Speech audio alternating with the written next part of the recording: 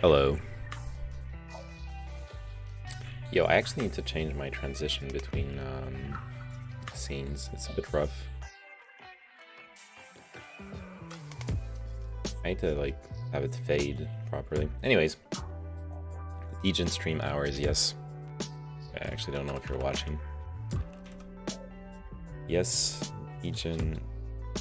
Yes, Legion stream. I got invited to an American panel. Feels Peppa, man. Yo. How are y'all doing?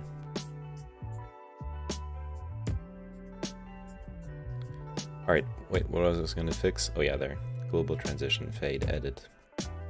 Duration, 300 milliseconds is not enough. Let's go with 600.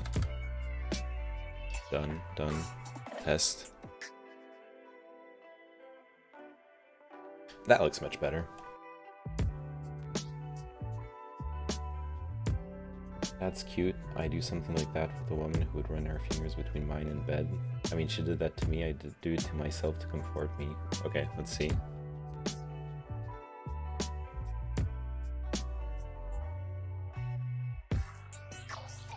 I went to a horror house with some friends past October.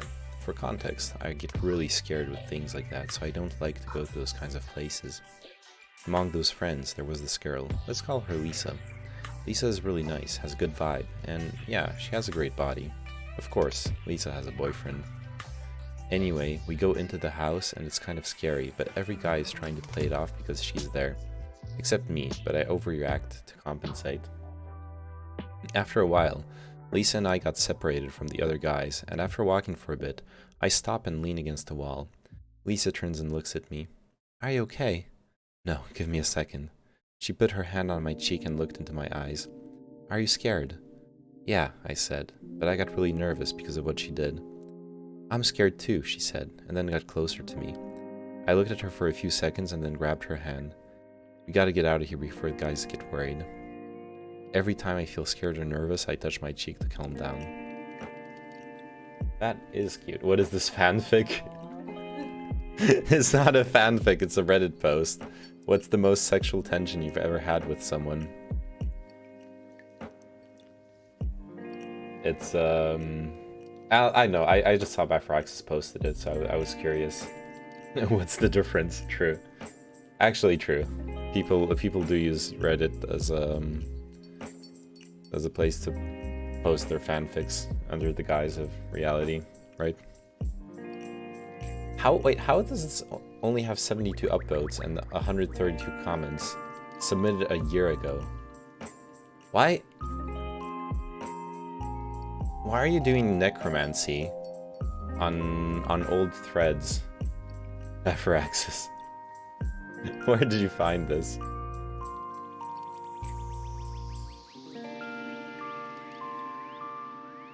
I can't think of a specific time, but God, making complete, perfect, intense eye contact with someone you want to fuck is the best feeling ever. Eye contact is actually like a really big deal in human relationships. Who else is on the panel? Okay, who else is on the panel? Danabo, Dylan Burns, Keem, Josie Rose C, Katarana, Maddie Cakes, the Leftist Owl, and the Paradigm Shift. And maybe some other people? But I'm not sure.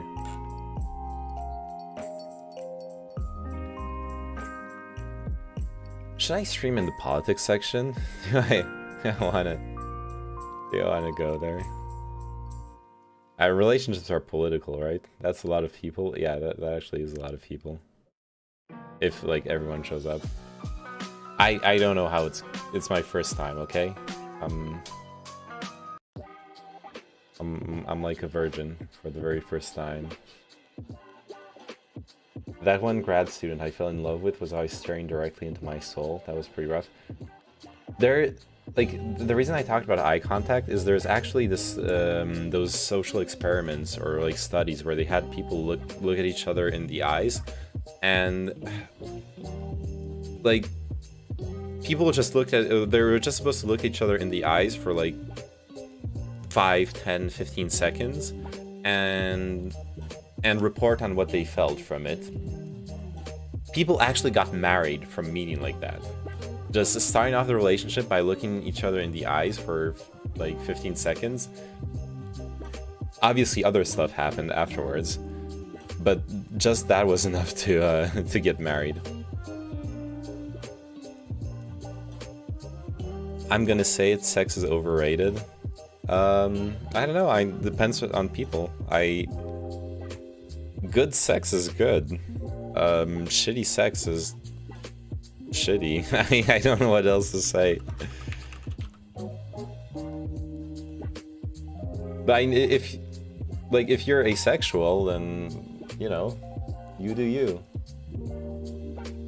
But if you're not, then you probably... Brave take, thank you. But if you're not, then you maybe haven't, like, experienced the sex you want to experience? I don't know. Does hot singles in your area work? No.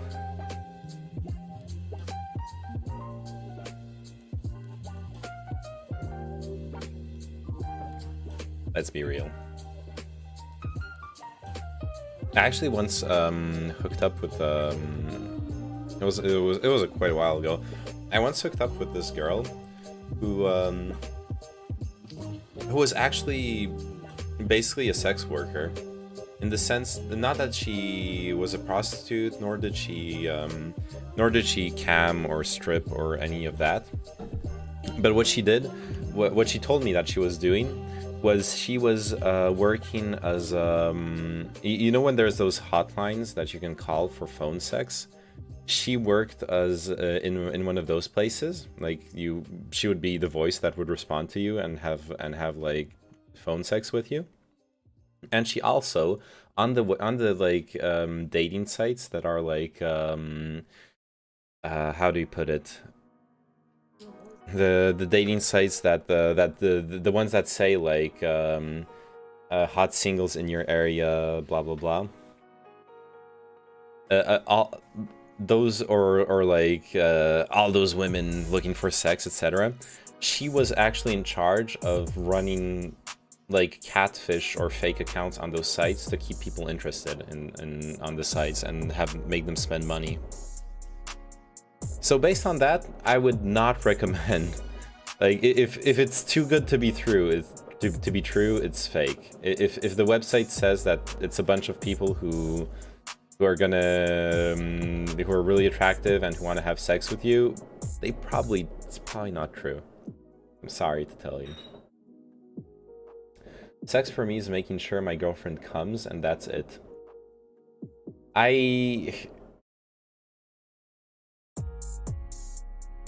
Damn, there's fucking fireworks outside?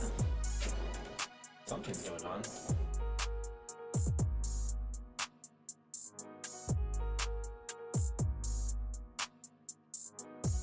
Holy shit. It's like on the other side of the building across from mine, and it's like continuous explosions and fireworks. You can see like the flash reflected on the... yeah. So.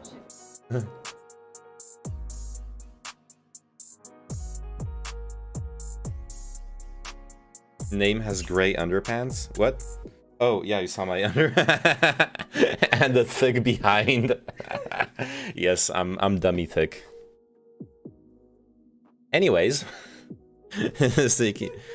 change the subject. Well, yeah, sex for me is making sure my girlfriend comes, and that's it.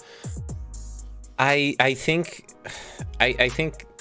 a good relationship, like, you should find ways to both be satisfied. And especially like if it's a long-term relationship, you can find all sorts of compromises. Like you don't have to like both come every time you have sex. You don't have to keep a balance book of like etc. But you kind of just want to try to keep things balanced, right? You want to make sure that that your partner feels pleasure and comes, and you feel pleasure and come. But it seems just sad to me to like be in a relationship and be resigned to never orgasm. I like, if you're happy with that, then, but you don't sound happy with that when you describe it, so it's impossible to create an equal balance, probably. I mean,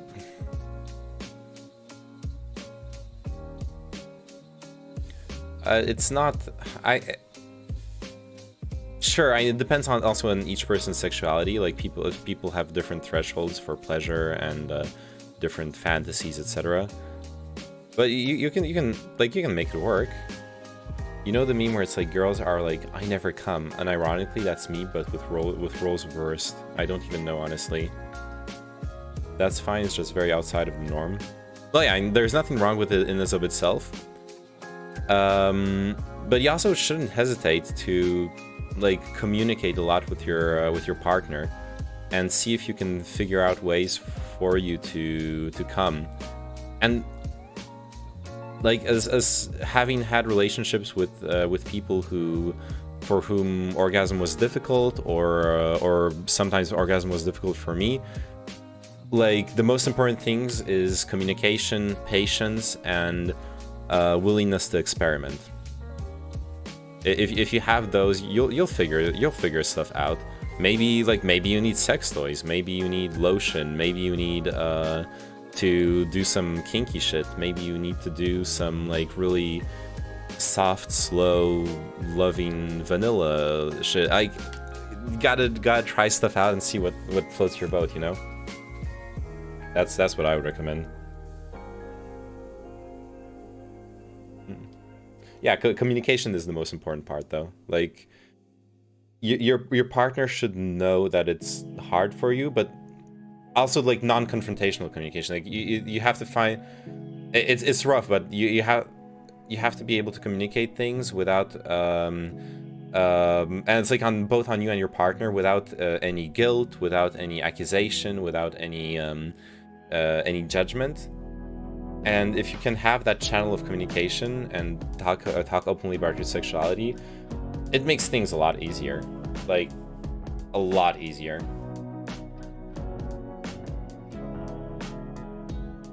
I wouldn't want to be in a long-term relationship if I didn't feel comfortable having that communication with someone, honestly. It takes some time and work and trust. So like you don't start off the relationship with like that kind of communication, but you want to get there, I would say. Or I want to get there when I'm in a relationship. Like also your mileage may vary. And I totally understand also. I've had relationships where it was very difficult for me to orgasm, and like I didn't necessarily feel frustrated with the idea. I was like, yeah, sure, like I'll give pleasure and I'll be satisfied with that. I'll be happy with that. Like that works too, to a certain extent. But if you are actually a sexual person, I don't think it can carry the entire sexuality of the relationship by itself. It's more like it'll help smooth over the sexuality. Like being willing to compromise on that will help smooth over the fact that maybe it'll take some like work to get to a point where you can orgasm. I don't know. Anyways, it's like between you and her, I guess. But communicate. If she doesn't know that it's hard for you, get it hard. If she doesn't know that it's hard for you, for example, then that's already a place to start. Oh, let's see. Presto changeo, comus maximus. Yes. Do you know that? Do you know that's sexting copy? It's not like a copy pasta, but it's like an old school meme. I first saw it on Albino Black Sheep. Does that site still exist? That site still exists. Oh my god. Now this is some old shit. What the fuck? Why does this site look like this? Anyways. Let's see if I can find it. Oh yeah, Blood Ninja. So this is like chat logs. I'm not gonna show them on stream because I'm a little bit afraid of TOS. This is chat logs of someone going into like IRC channels for people with sex talk and trolling them. Baby, I've been having a tough night, so treat me nice, alright? Alright. Slip out of those pants, baby, yeah. I slip out of my pants just for you, Blood Ninja. Oh yeah, alright. Alright, I put on my robe and wizard hat. Oh, I like to play dress up. Me too, baby. I kiss you softly on your chest. I cast level 3 eroticism. You turn into a real beautiful woman. Hey, I meditate to regain my mana before casting level 8 Cock of the Infinite. Funny, I still don't see it. I spend my mana reserves to cast Mighty Fuck of the Beyondness. You are the worst cyber partner ever. This is ridiculous. Don't fuck with me, bitch. I'm the mightiest sorcerer of the lands. I steal your soul and cast Lightning level 1 million. Your body explodes into a fine bloody mist because you are only a level 2 druid. Don't ever message me again, you piece of shit. Robots are trying to drill my brain, but my lightning shield inflicts a DOA attack, leaving the robots as flaming piles of metal. King Arthur congratulates me for destroying Dr. Robotnik's evil army of robot socialist republics. The Cold War ends. Reagan steals my accomplishments and makes like it was cause of him. You still there, baby? I think it's getting hard now. Baby? Alright, that's what I forgot about this. That's what I think, yeah. I put on my robe and wizard hat. And I see Cumus Maximus. Oh, and then the rhinoceros one is good. Okay, baby, we gotta hurry. I don't know how long I can keep it ready for you. That's okay. Okay, I'm a Japanese schoolgirl. What are you? A rhinoceros. Well, hung like one, that's for sure. Ha, okay, let's go. I put my hand through your hair and kiss you on the neck. I stomp the ground and snort to alert you that you are in my breeding territory. Haha, okay, you know that turns me on. I start unbuttoning your shirt. Rhinoceroses don't wear shirts. No, you're not really a rhinoceros, silly. It's just part of the game. Rhinoceroses don't play games. They fucking charge your ass. Stop, come on, be serious. It doesn't get any more serious than a rhinoceros about to charge your ass. I stomp my feet. The dust stirs around my tough-skinned feet. Nostrils flaring, I lower my head. My horn, like some phallic symbol of my potent virility, is the last thing you see as skulls collide and mine remains the victor. You are now a bloody red ragdoll suspended in the air on my mighty horn. Goddamn, am I hard now. There you go.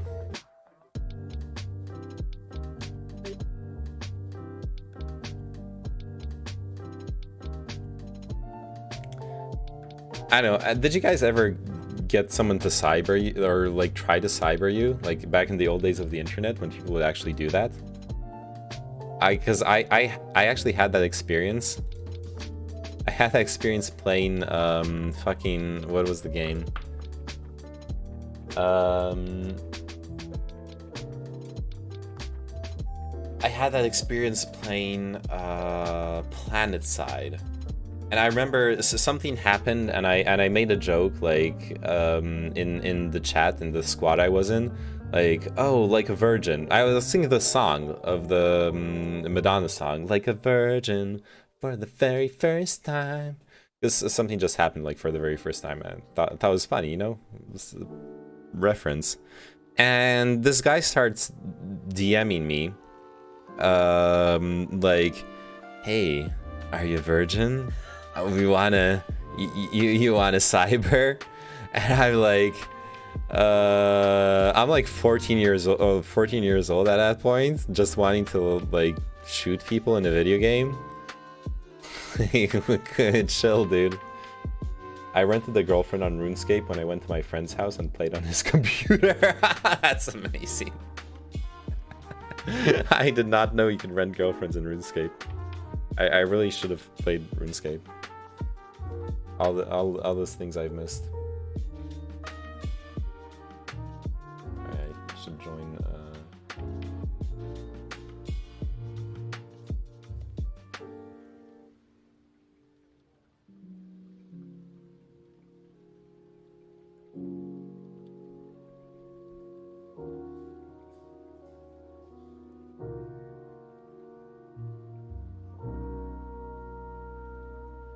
RuneScape seems so hard to get into though. Like if you haven't gotten into playing it when you were a kid, I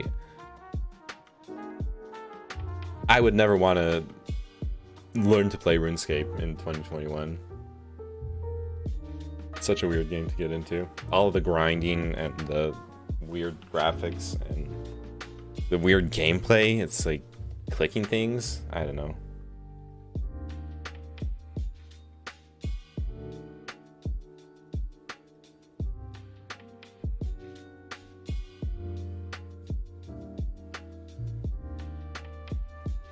Youch. Yeah, I just read the Apsis message too.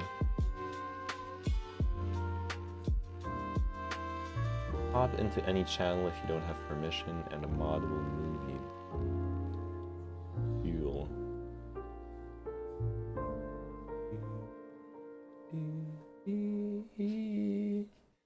Okay.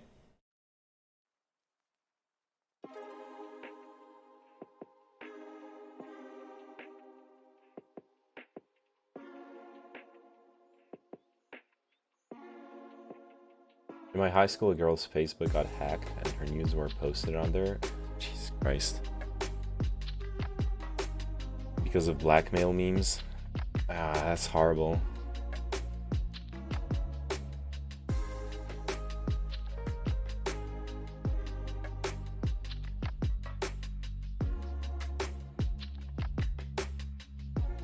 That shit should only happen in, like, weird hentai. It should not happen in real life. It's fucking disgusting.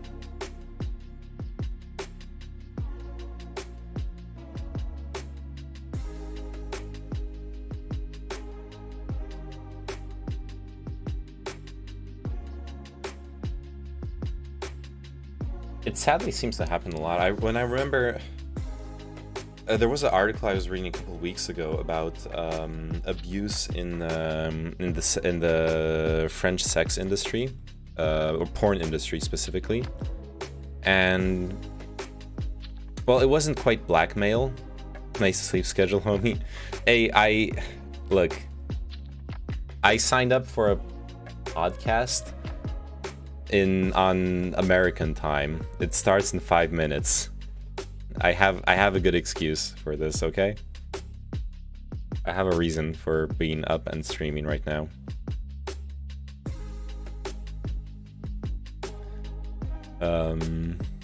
That's and we'll see how fucked my sleep schedule gets after this though.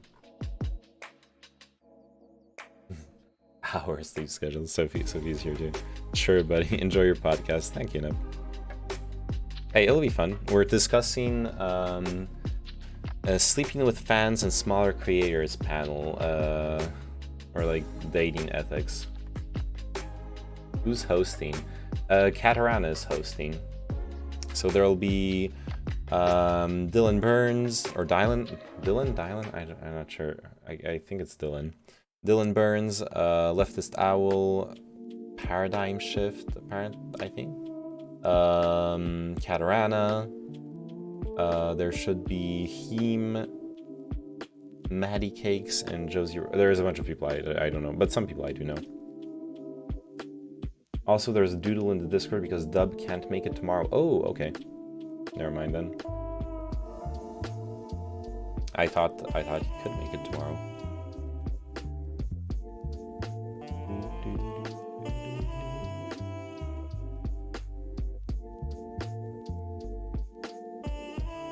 I'm low-key, well, not low-key, just actually, I'm actually anxious. Like, this is, it's good, it's like my first time on a, thank God I've done like all the other podcasts, but it's like my first time on a podcast with like actual big content creators too. I need to like not think about that. Just be myself, I guess. Be yourself. You'll be fine, don't worry about it. You have a lot of practice. Yeah, I guess. I just, it's just, hey, you know what? There's actually this French musician who had this, okay.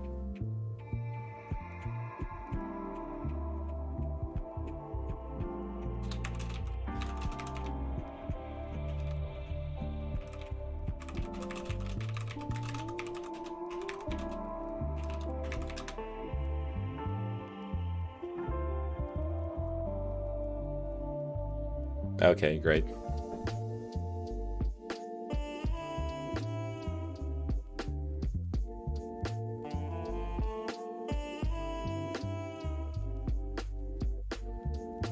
Cut out a French musician. Okay. Are we back? Back, it's reconnected. Okay, cool. Yeah. There's this French musician, I forgot his name, but he said, concerning stage fright, he said that only bad musicians so someone asked him, he had like 20-30 years of experience playing for the huge crowds, and someone asked him, do you still experience stage fright when you have to go up? You obviously don't, right? You're so talented and you have so much experience. And what he responded was that only a good musician will always experience stage fright because they care. They care about their performance. If you care about it, you're gonna be anxious about it, right? I don't know. Maybe it's. I don't know if I fully agree with that, but I don't know. It's reassuring. It's reassuring to like feel okay with your anxiety, I guess.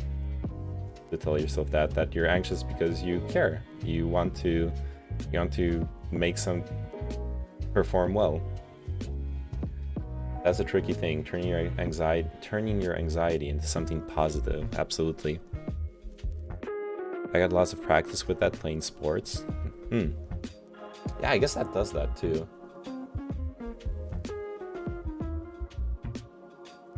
The one time I had that really strongly was for an oral exam. Here in France, when you do your high school diploma, you do there is a French like literature written exam, but there's a French literature oral exam. And for the oral exam, I was super anxious, but somehow the anxiety turned into me like talking nonstop and just blurting. I was just like blah, blah, blah, blah, blah, information, blah, blah, blah. So this because of that, because of this, blah, blah, blah, blah, and this, blah, blah, blah. I ended up getting like a 19 out of 20. I fucking aced it. It was a very strange experience for me because my French teacher did not expect that to happen. You know, being like a nerdy, shy kid, whatever. And then I fucking failed the written exam, which was pretty funny. One time I was so anxious before sexy time that I was like convulsing violently. What the fuck? Do you mean convulsing like epileptic seizures or? Jesus, that sounds that's violent.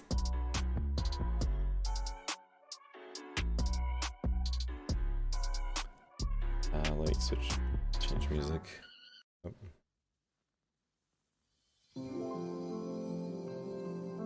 Yes, like a seizure. Jesus Christ. Nice hair. Thank you, Gabriel. How are you doing, Gabriel?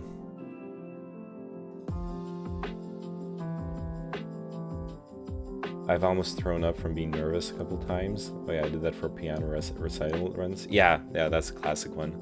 Throwing up. I've read somewhere the stuff like throwing up or wanting to pee or shit because of anxiety, like before a big like recital or event. It's because your body, the anxiety gets so high that your body thinks it's in a fight or flight situation.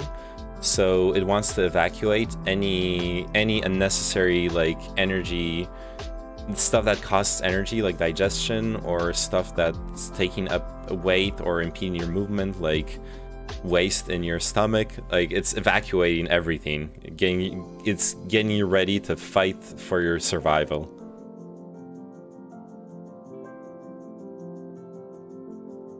Supposedly. Okay, I'm already in the Discord, right? I'm gonna hop into the like undeafen myself, I guess. Turn on my camera, do all those memes. see what's going on. Let's see. Hey, Roserg, how are you doing? Long time no see. Can we push Virgin Veranda to right now? No, I'm joining a podcast right now, and it's not Virgin Veranda. That's what's going on. I think that's not true. Fight or flight is instant. There's no time to do all that. Maybe it's not literally fight or flight, but it has to do with the idea of survival and like evacuating unnecessary. Full screen. All right, give me 1 second. I'm trying to figure out. Like evacuating unnecessary, stuff. I need advice though, maybe after the podcast, Roserg, okay? If you're still around. Did you see my tweet, Heem? Oh wait, you did. You did see my tweet. So is this like your favorite pastime? Is asking people about like, your tweets? Yes, because I. What's the topic? The topic is ethics in dating I smaller hated your tweet. I content think you should creators delete or it. I fans think you're a bad ally. or streamers. But I'm gonna try to Didn't push you say like you wish you tweeted it expanding it I to don't know power what you're dynamics talking in You relationships. have no proof that I ever You said know anything like that. what else is? You know what's more immoral than sleeping with fans? Lying about my tweets. Okay. This is true. Oh shit! It's the monologue guy. Yeah. So sorry, I run on general late time. It's not my fault. It's Hades' fault. But hey, it looks like everyone except for one person's here, so it's okay. Because as long as I'm not the latest person, then it's okay. Okay, never mind. Now there's Hello? two people.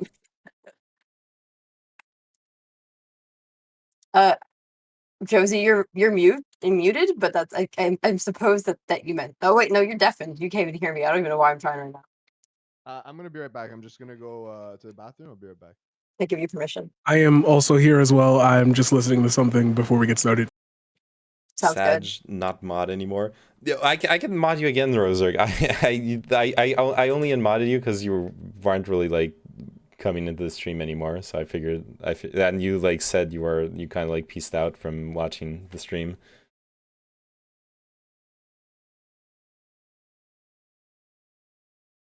That was the only reason I did that. And like I happened to be looking through the like mods and stuff, and I was like, oh yeah, there's like a bunch of people. I've been busy. Well, that's a good reason. What have you been busy with? I guess with a relationship, apparently, right? That's why you need relationship advice. That's what you've been busy with, right? Oh, also, I missed some other messages. Survival, life or death situations for me have always just involved my brain fully turning off. I don't do anything. Yeah, there's the third option outside of fight or flight. It's play dead. I tend to do that too. I found out you can turn off the car alarm. Dude, I found that out too. There's a fucking car key in the house. Just curious. I was talking to my chat a second ago. Yeah, I realized that after I started talking, and I was like, wait, you're deafened. And I was like, wait, why am I trying? She's deafened. Yeah, we're almost ready to go. Like Maddie's rebooting her computer, but I guess as soon as he comes back, we can start at least doing the round. Maddie's computer is a potato, so sometimes there's issues.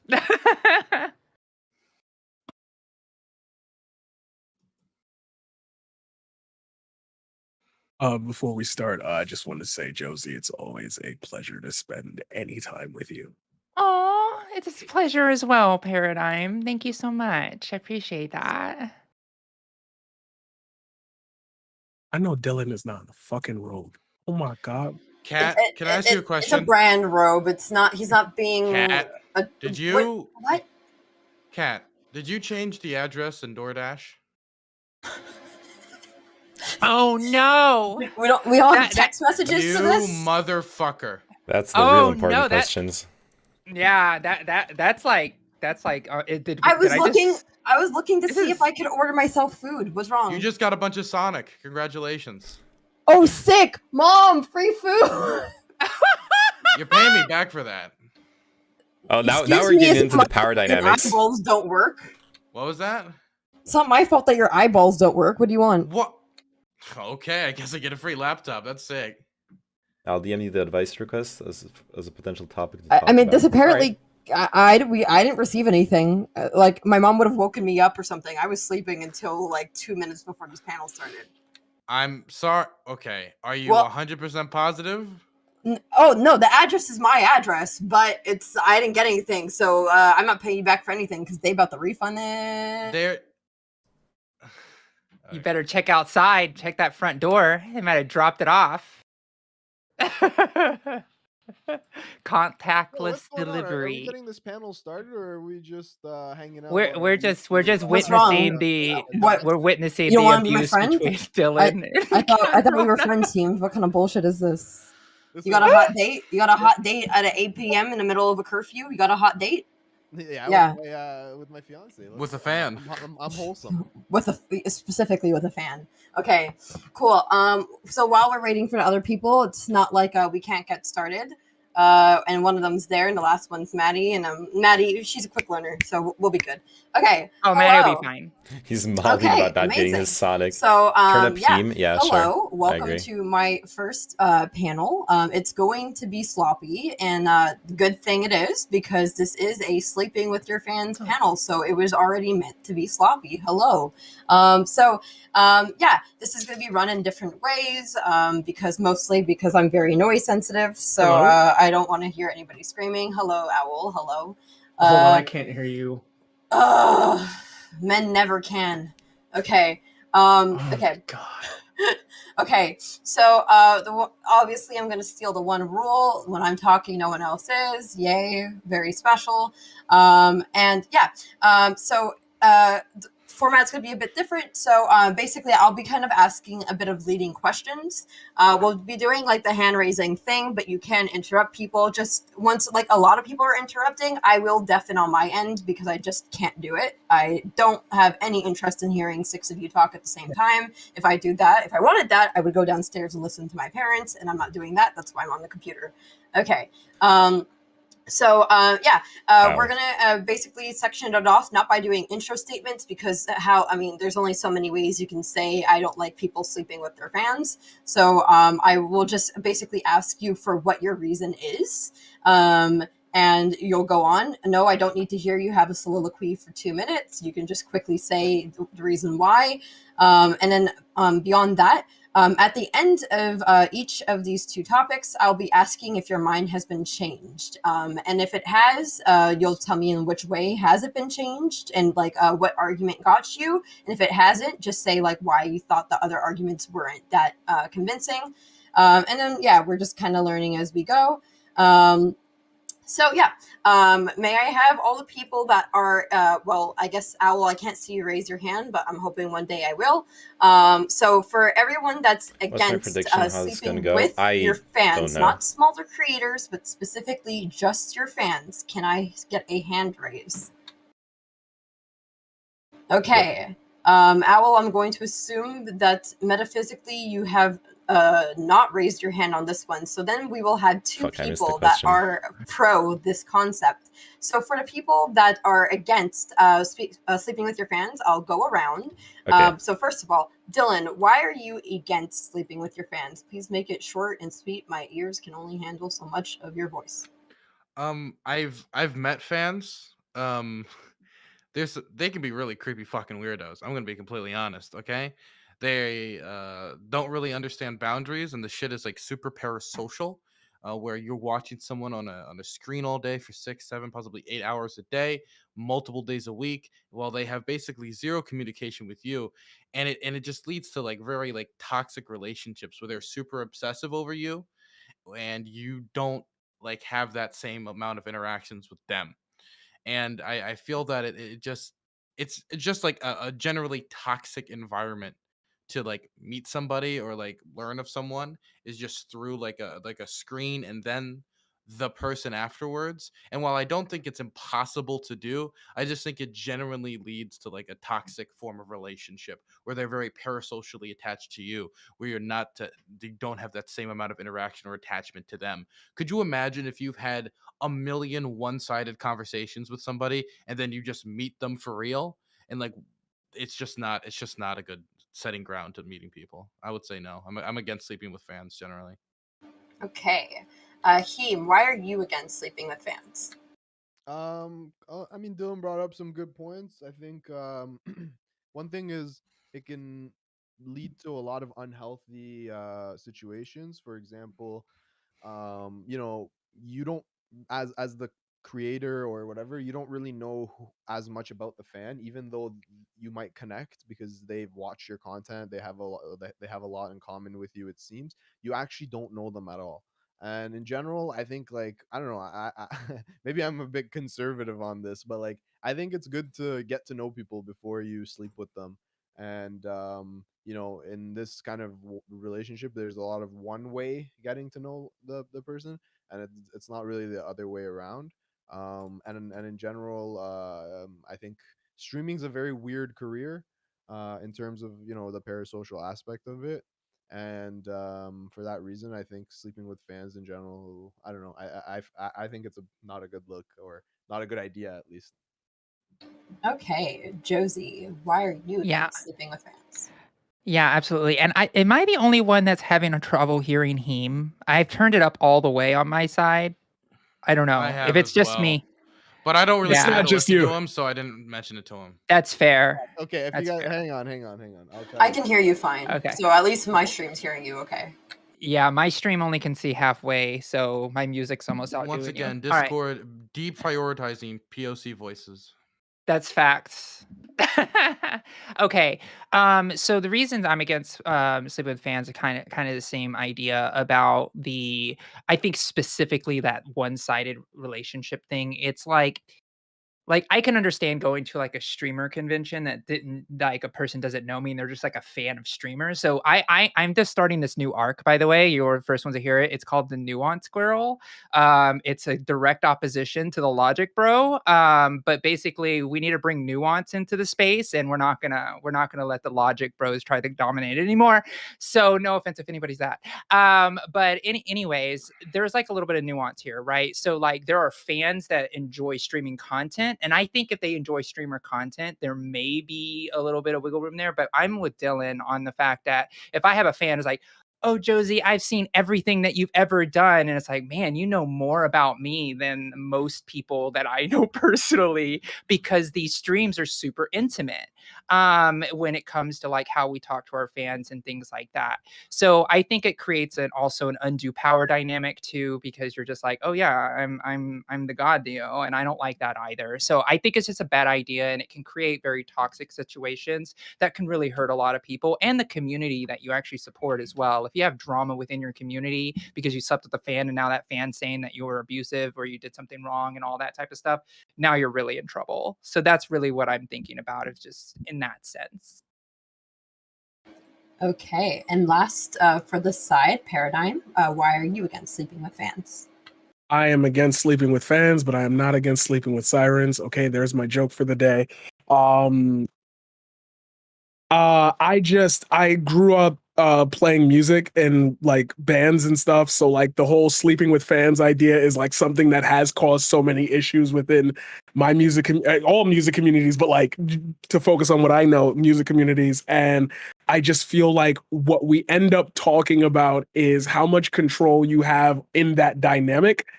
And it's like, as everybody already said, it's just weird to me. Like, you watch my content, so you like, I could use that to like sleep with you. It's like, there's no ground building. There's too many avenues that they could take that from. Like, oh, you know, you said this while we were in bed and I heard it, but like now you're on stream talking about this, and it's like that creates a he said, she said, and I lose. Like I'm the one with the bigger voice. Everyone's expecting me to be better. Everyone's expecting me not to have that much power. You abuse that type of power. It's like, it's just way too messy from being a content creator to a fan perspective. It's just way too close of a, like, okay, you know me on the internet, but you don't know me in real life. Like, I have performance issues. Like, look, now you're telling everybody about it, and it's a problem. That type of thing. Like, just, it gives, I feel, fans specifically just too much leeway into your personal life and your professional life. They have more control than you ever will if you give them that opportunity. Okay, thank you. Maddie, hello. Nice to see Hi. you. Sick wig. Uh, and I also believe that you're on the anti-sleeping with your fans side as well. Would you like to give your reason on that? Yes, absolutely. So I did a little bit of research into this because I know my own sort of personal ethical issues with sleeping with fans, and it turns out there's been a lot of studies in the psychology community on the impact of parasocial relationships transforming into romantic relationships. In this case with streamers, it's a bit unusual because parasocial typically means it's a one-sided relationship that's unreciprocated. What is interesting about streamer relationships is that there is the possibility for reciprocity, because the streamer engages with chat. They can engage on various platforms, so it takes on a new dynamic. But what they found is that the way these relationships tend to manifest is similar to that of a boss subordinate relationship. Now, again, that's not to say that there can't ever be positive outcomes when a streamer, sleeps with a fan or just like uses their celebrity to hook up with someone. Just in the same way that there's plenty of happy couples that met because one of them was the other's boss. That being said, it's on then the person with the power in that relationship to take responsibility for what having that power entails. And that seems to be, at least just based on my own admittedly anecdotal observation, that doesn't seem to be something that a lot of streamers are willing to do, or at least aren't willing to sort of come to terms with or even acknowledge that a power dynamic exists. And it's that reason really that I think sleeping with fans is eventually, I mean, it's essentially kind of exploitative. I think it also just has the possibility to leave a lot of people hurt and to sort of brush off any responsibility and say, well, I'm an adult, I'm gonna sleep with who I want, whatever. Like, sure, you have the right to do that. Like, I'm not coming to like arrest you because you're like sleep with who you want to and you're using your fame to like make people sleep with you. That's your own prerogative. But ethically speaking, that's putting that other person into a potentially manipulative situation, into potentially exploitative situation, is just bad idea. So that's my stance on it. So for the anti side, you are overpowered. It's weird because initially there were too many of you guys. Actually, sorry. For the pro side, there were too many of you guys initially, and now there's too many of the other. But it's okay. I think Name and Owl, you guys will be fine. So you guys are going to be able to tell me your reason why you think it's okay, and then you can also directly respond to somebody else that had made an argument. I'm sure that you've heard several people speak right now, and you might have a disagreement with somebody's particular thing. And I'm not going to say after you're done doing your statement who would like to disagree, because you've already heard all the other sides. So I'll first go with Owl. You can say why you're okay with it, and who do you disagree with and why, and then same thing for Name afterwards. So I think sleeping with fans isn't necessarily automatically morally reprehensible. It definitely depends on how that those interactions happen. I'm actually pro. But I am willing to I want to see take a that nuanced take. generally we That's what I probably wanna do. shouldn't do it because of the opportunities it does present for those manipulative relationships. Okay, and do you want to directly respond to anybody that has spoken so far? Not really. I think most of the reasons are generally well thought out, and I think I agree that it's a behavior that shouldn't necessarily be encouraged. But I don't think I agree with necessarily morally condemning people that do it, if that makes sense. Like if someone does it, but does it in a very in a way that isn't manipulative or abusive, I don't think we should go after those people. Okay, perfect. And Name, for you, would you like to give your reasons why you're okay, and would you like to respond to anybody in particular? Yeah, I'm gonna kind of do both at the same time because ironically, the reasons why I'm rather okay with a bit of nuance with the whole sleeping with fans things is actually similar for the reasons Matty Cake cited. I've tended to look at it mostly through the aspect of a power dynamic, so like a boss sleeping with a subordinate, etc. And there are ways to deal with those kinds of relationships in properly. And in fact, when I tried to look up some literature to like try to get out of the anecdotal whole anecdotal experience on this subject, and it seems like material power dynamics in relationships don't actually affect the relationships negatively or positively per se. It's the power dynamics, it's the interpersonal power dynamics in the relationship that matters. Now, obviously, there can be a correlation between the two, and there often is to a certain extent. But then, where I want to go at is that it's up to the person with the material power, with the fame, to act responsibly and not use that to manipulate people, not use that to coerce people. And in that case, I don't see any problems with people being attracted to them and having an adult relationship with them.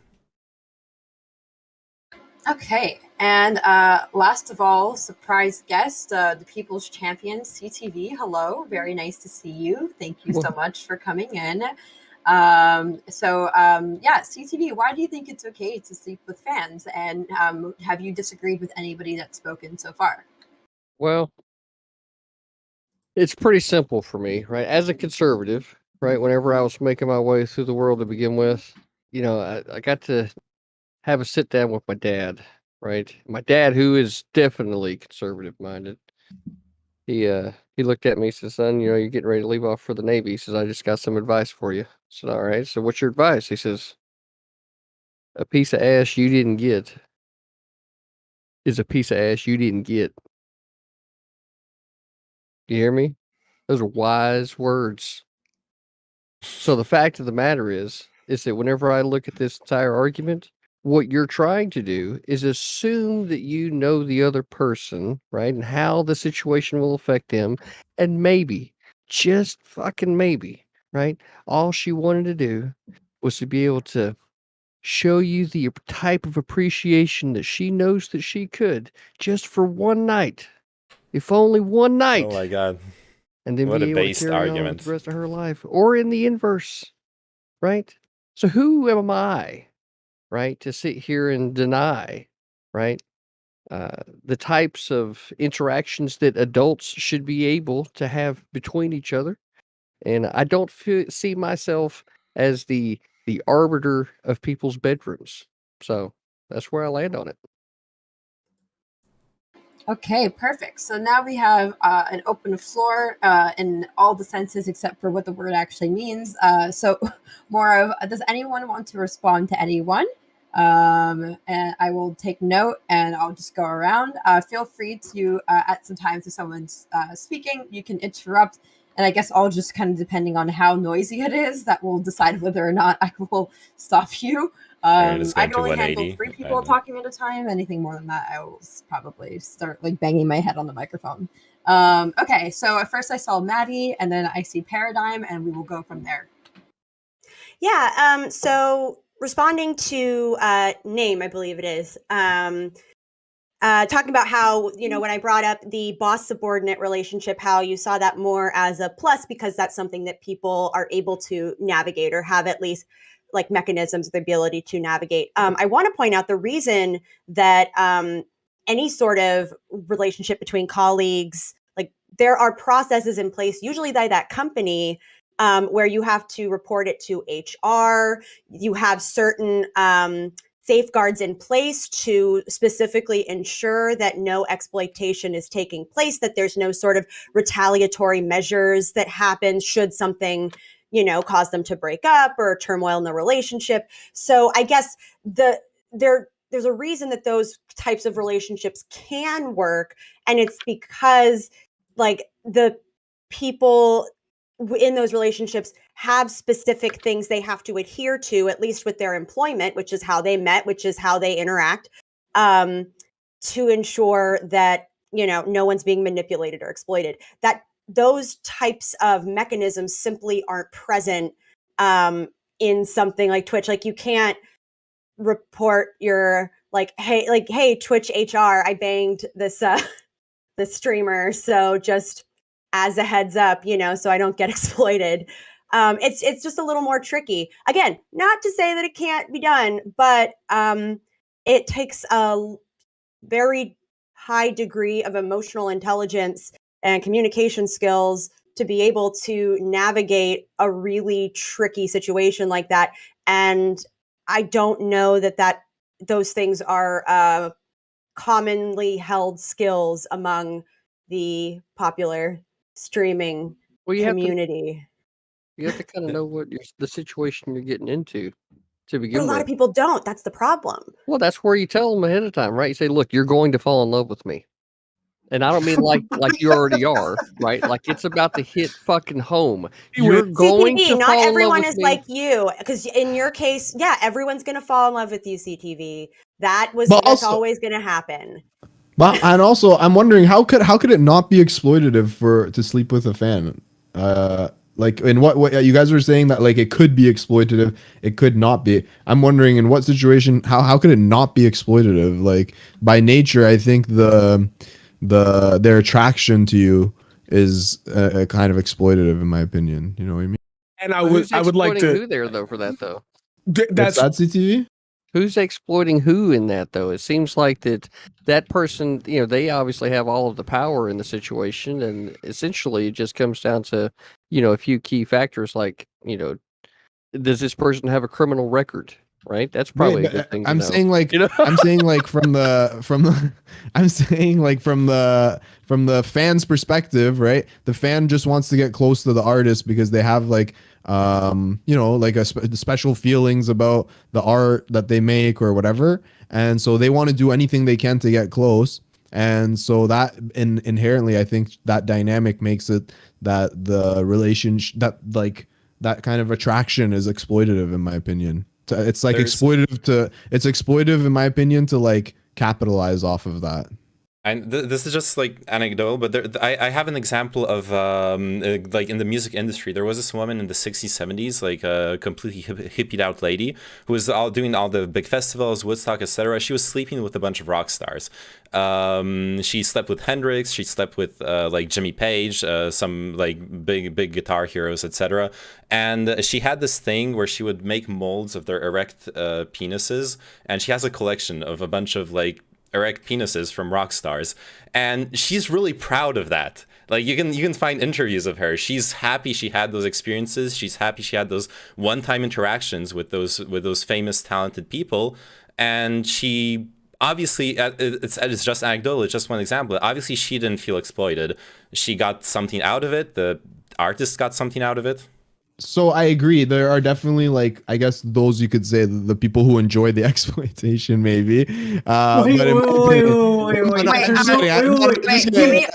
me just a moment. Sorry.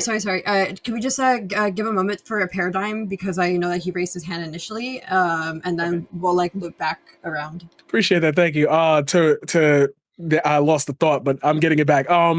That's the problem though, is that the exploitation is, when we talk about streamers, we're talking about a very specific type of content. We're not talking about like famous Twitter users. Like that's a whole different thing. Whereas in like, I'm just reading your words and I've seen your profile picture and I think you're kind of cute and you say a lot of dumb shit on the internet. Like, what's up? Like with streamers, it's like you're in my house. Like, I think that you're going to come into my house when we're about to do the thing and you're going to start describing parts of my house that I'm like, how did you know that? Like, it gets creepy. So like, you're already in my space, my world, and I don't even know who you are. Yeah, I'm gonna get that ass, but like, that causes a whole level of problems. Like after did you remember? Like, imagine them typing in your stream. Do you remember? Did you remember to do the dishes? Like, Yeah, but that's kind of the thing, though, too, right? If they walk in and obviously they know their way around, then when I tell her I'm hungry, I want to go get a fucking sandwich, right? Go get me a fucking sandwich. You know where the fucking bread's at. You better motherfucking slide that mayo on and motherfucking bring me a bologna and cheese. I'm fucking hungry. I know you know where the kitchen's at, so quit fucking around. You know? Yeah, in that type of situation, You gotta turn the negative into a positive here, and I feel like too that like with the people thinking that there's a possible exploitation, right? Is there an assumption too that you're going to be able to deliver, right, on the climax of the evening?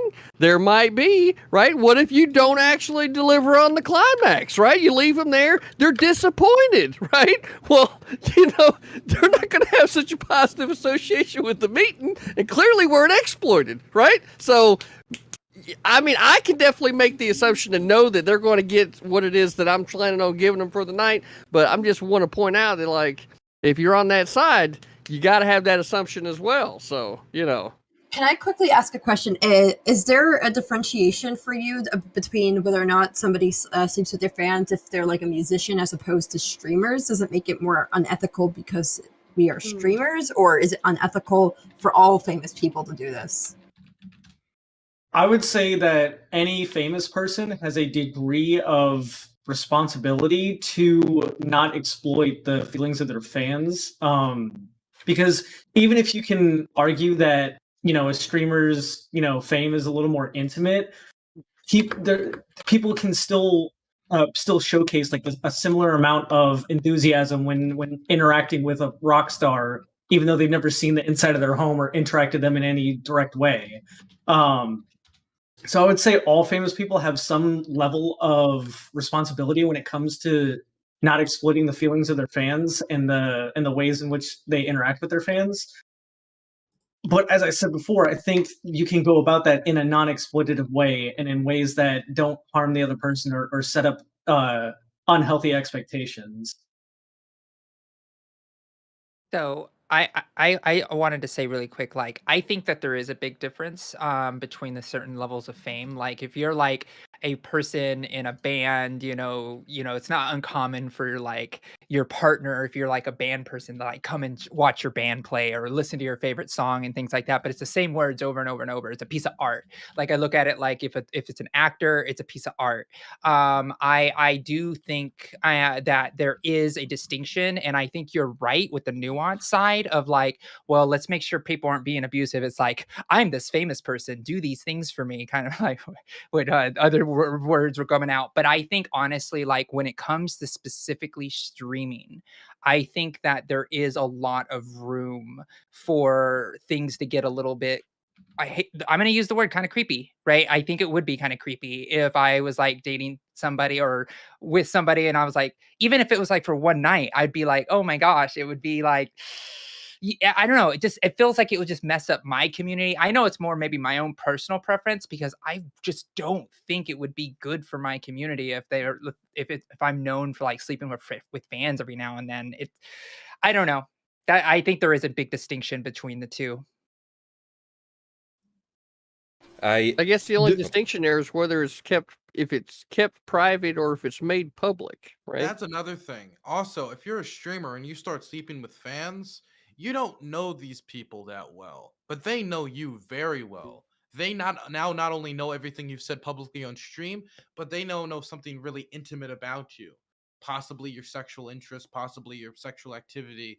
And Yeah, but so do random people on the street that you sleep with on a day-to-day that don't know that you're a content creator. The random person on the street doesn't necessarily know everything about your career or how to exploit what they've just learned about you to try to take aim at your career, right? Let's say But what if someone you're sleeping with does get familiar with your content and your career, et cetera, well, et that's a cetera? possibility, but it's a lot less likely. And because the thing is, there's a chance that somebody randomly you meet on Tinder finds out about your career and then they go do it.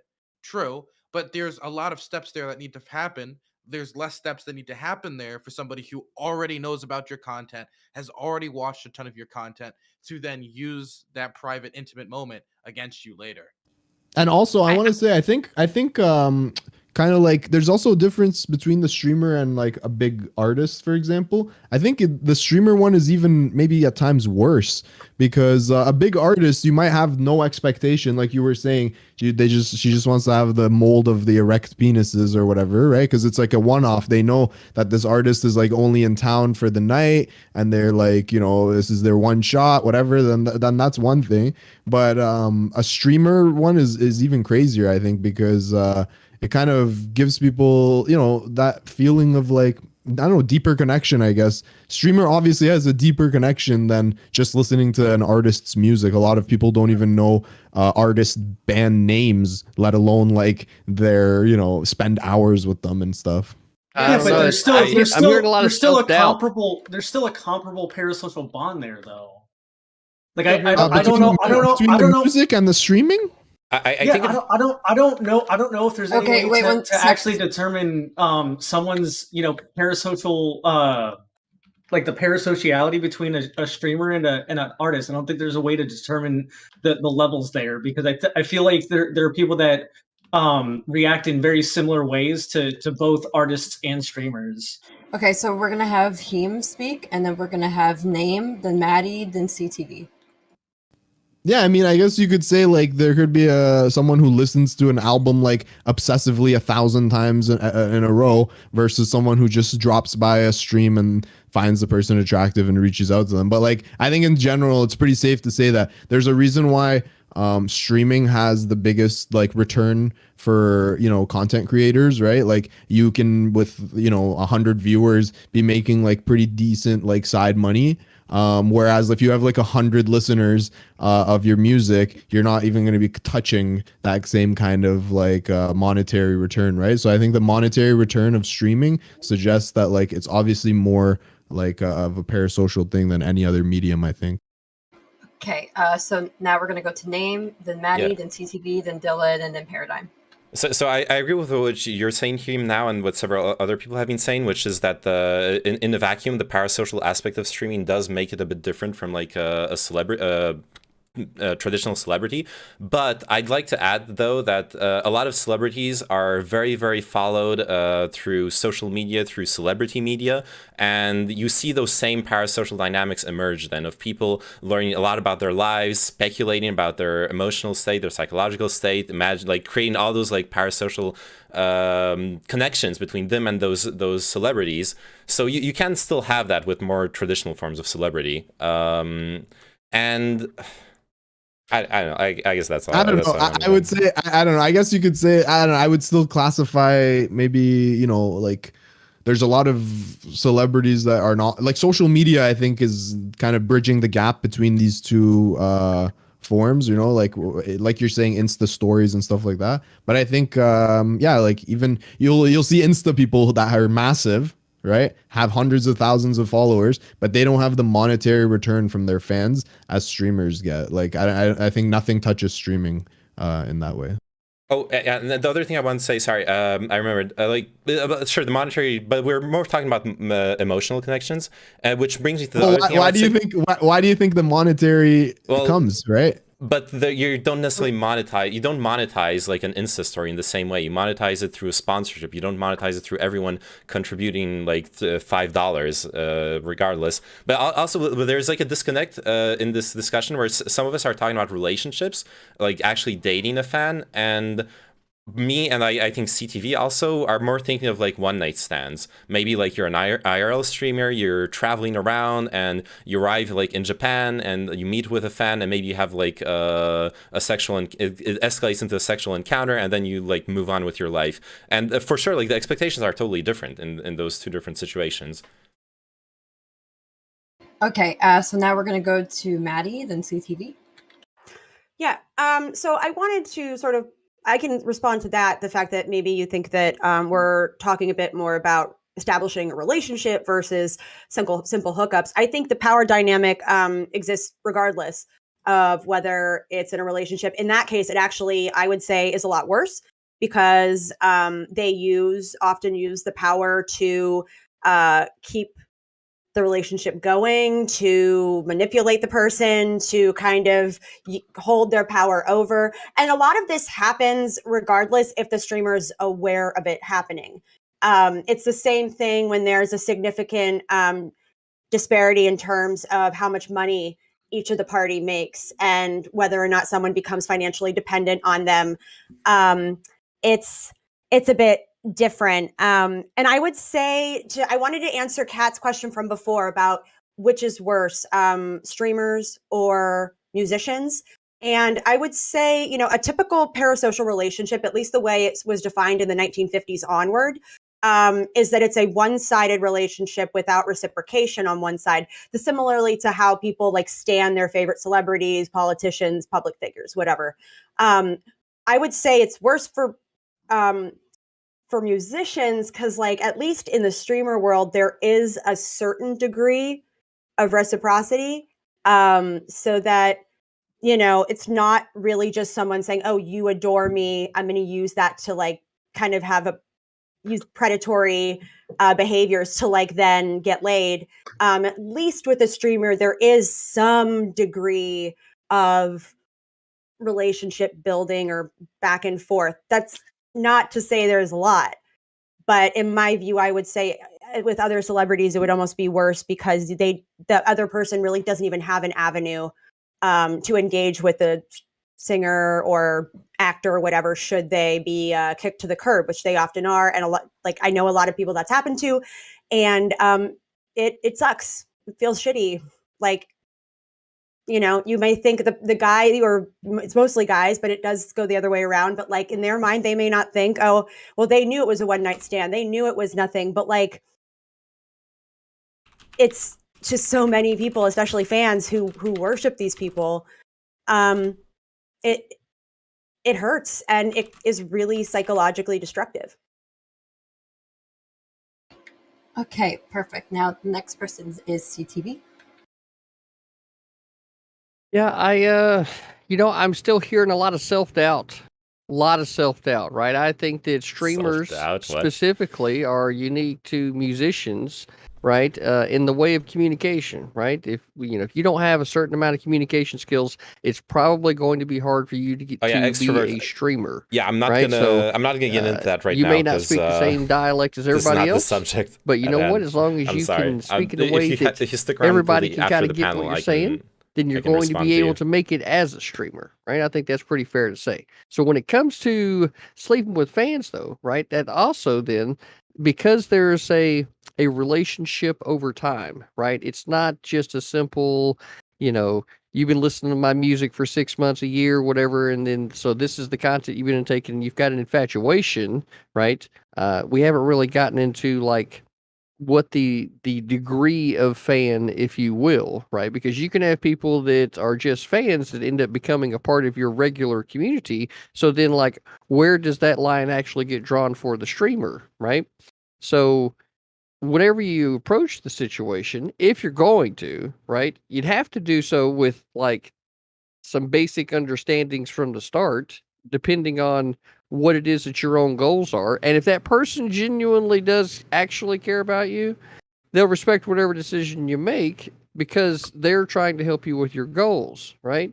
So it's not as simple as, it's a bad idea, because it always does come down to the individual. But you made a good point earlier, right? I do feel like that, at least on my end, right, that streamers, we do it deeper, right? We get I always make good points, bro. Deeper into the connections, right? Deeper into, the levels of relationship versus anything else. It really is just a much deeper experience. And so yeah, it's unique, but it's all on how you mitigate these things. Everything you guys have said are true and would definitely be concerns. But if you're, if you're in the situation where this is a possibility, this is probably a good panel to watch in the future to find out what the things are that maybe you might be concerned about that you want to address ahead of time. Can I ask a quick question before I pass it off to Josie, because I know Josie had her hand up. This is just a quick, you can put your hands up. Do you guys think that the average if we took an average, ask yes or no to everyone who's ever slept with a celebrity, do you think that the average person would say they enjoyed it, or would you think the average person would say they regretted it? I have no idea. I feel like most would probably say they regretted it, but I don't know. I would agree with you. I think they regretted it. Yeah. I would be on the regret. Yeah, I would say regret. I guess to make it not like a streamer thing, do you want to just quickly go around? Yeah, okay, so Dylan thinks yes, Josie thinks. The exact question was, I think probably regret. I would think regret. Maddie, you think regret? Okay, name? I no fucking way of knowing. if I Okay. have to, yeah, I don't know. Like, would the Paradigm. median be a 0 or a 1? You know, that's what I'm asking. Well, you'd have like compared to the base rate of regret from one night stands where there's not like a power dynamic. You know what I mean? Like we like, Well, to make I like would, but no, I would add this. This is a caveat to like my advocacy against one night stands in general. Like, I think that this is just like a asterisk addition to it. So that's my take, anyways. But anyways, listen, I fucking want to pass it to Josie. I feel like Josie has been wanting to say. Oh, I have a really quick question too, to kind of like maybe add some nuance. to Whatever this you co- guys want to let me answer the question. Oh, though. go ahead, go ahead, go ahead, go ahead, CT. Yeah, CCP, what's up? Yeah, I definitely think that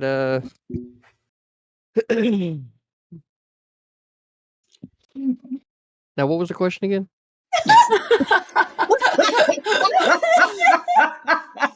As soon as you started adjusting your mic, I was like, he's stalling. He's stalling. What was the question one more time? Just remind me. Do you think most people that actually do get to sleep with the celebrities, do you think that they regretted it? Right. Yeah. No, I don't think they did. And you got to think about it like this, right? You know, in order to get to the top of your game, you've got to be the alpha of the fucking game, right? You gotta fucking own your shit, you know? And you know what? How do I know this? Because when you got your game right, everything else comes together, right? Because the confidence that you have is because you know your motherfucking game is right. You see what I'm saying? So the fact of the matter is, fans be coming on the scene, they'd be like, we want to get up with that because they at the top of their game. Do I think they regretted it? Hell no. They probably got every single moment and ounce of climax out of that situation, right? And walked away from it going, I can see why they're at the top of their game. Okay, noted. So, yeah, every time someone's done, they're like, I understand why CTV is the people's champion of Twitch. This makes sense now. Yeah, I Damn get it. right. Which I'm becoming an alpha right Okay, now. so Yeah, then we're gonna go to Josie, then those Dylan. guys fucking. I don't know if Chad. the other people didn't want to answer that question. We didn't get left this out or Paradigm. I don't know. I heard that Paradigm scream regret. Okay. Okay, that's true. That's true. Yeah, but Owl, what's yours? I would just have to see data on that. I don't think I can't like give a gut instinct because I don't Yeah, really we got two know data people's, nerds, and then everyone's just like giving the propensity to answer that regretting one serves their night stands with argument. celebrities. So Okay, So I have nuance, bro. It is yes. Yes.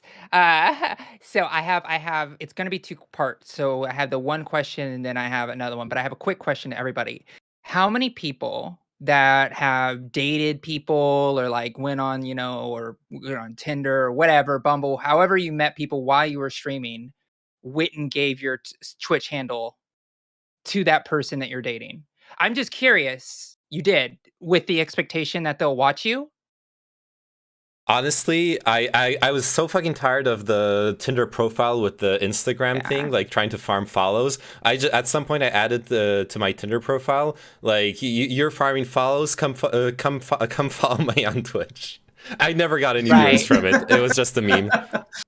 I got a story about this. Oh no, I've had people I've given people like my Twitch and had them watch me play drums and stuff like that, and I've gotten laid off of that stuff.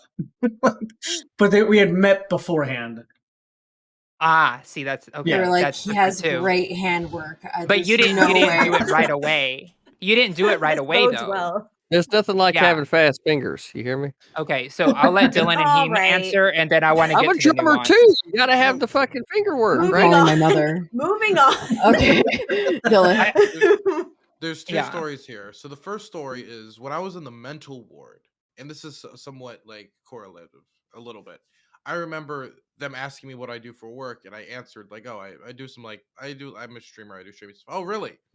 And then they looked me up, and then while in front of me, they're playing my YouTube videos. And this is the person who's supposed to be there for like mental stuff. And the first video they click is a debate with Redneck. And if any of you guys know Redneck, Oh God. it was him arguing how saying I hate black people isn't racist. And so I'm sitting there just watching them watch this, and it was one of the worst experiences of my life. And I at that moment swore that unless I didn't have to, I would never tell anybody I'm a streamer. And the other time was I remember I was like doing some one night stand with somebody, and like I remember like when they were leaving, like I was like, oh, I got to get this video released. Like video, I was like, oh yeah, I do some internet stuff, and then they looked it up, and in front of me they're watching it, and it's just an aggravating experience every time because you already got to be a certain type of person to be want to watch streamers or like commentary channels, and then it's even more niche when it's all political, because then not only is it weird if they don't agree with you politically, it's also weird if they think this internet stuff there's a million different like aspects to it that make me never want to tell anyone, not even mentioning like the parasocial stuff. But if you do meet them first and then they find out, then I think it's okay. I think one thing here's a piece of advice. I think this would be the sickest game. Tell people if you meet someone, right? Tell them you're a Twitch streamer, but don't tell them what your channel is. Let it linger. Just be like, yeah, I'm a streamer. Don't worry about it. Like, whatever. Just get to fucking know me first, and then we can go.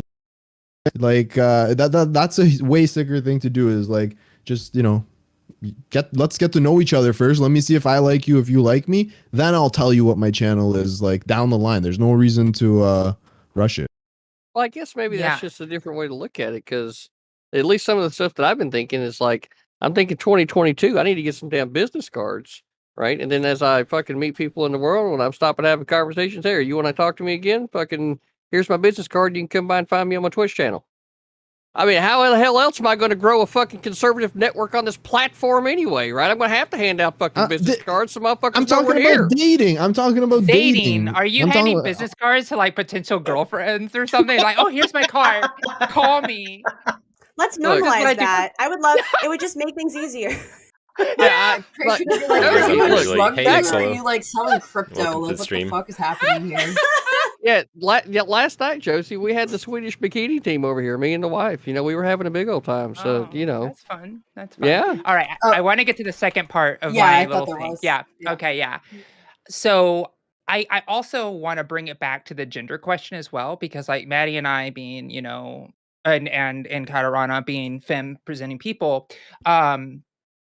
do you think that there is a little bit of a different dynamic being a woman content creator versus a male content creator? And no shade at you, CTV, but a lot of your comments focused a lot around the gratification of like, I'm going to get this in. It's like that masculine like numbers game versus like, for me, it's like, I want it to be good and like have some form. And I think like, when you have one night stands as a woman, it's like, ooh, should I have done that? And the other person's like, yeah, I did it. Right. And I feel like there's like a trophy mentality versus like actually trying to get with that person for good reason. I don't know if that's really apparent here, but I just kind of wanted to name it. I don't know if any of the other women have a thought on that. And then we can go back to the boys. Oh, I 100% agree. And I think a lot of it too is like, there's people kind of mean about how it's men aren't as good at getting women off as women are getting men off, because I don't know, it's a little bit more, maybe a little more complicated, a little trickier. Guys, pretty straightforward. But I think because of that, like guys, that maybe could lead to some of the differences in how we view sexual encounters. In fact, at least, in relation to long-term relationships I've had, like and I'll get TMI here, like I have just like more gratifying sex with people who know me better because like they know what gets me off. In a one night stand, it is so rare to like be with someone who knows that, then also connects with you on the emotional level that I like, at least I desire in any sort of thing. So I don't know, a lot of women, that's why we have a little bit more trepidation when it comes to things like one night stands. It's not as exciting for us to be like, yes, check mark, like another notch on the belt. Like it just, we don't.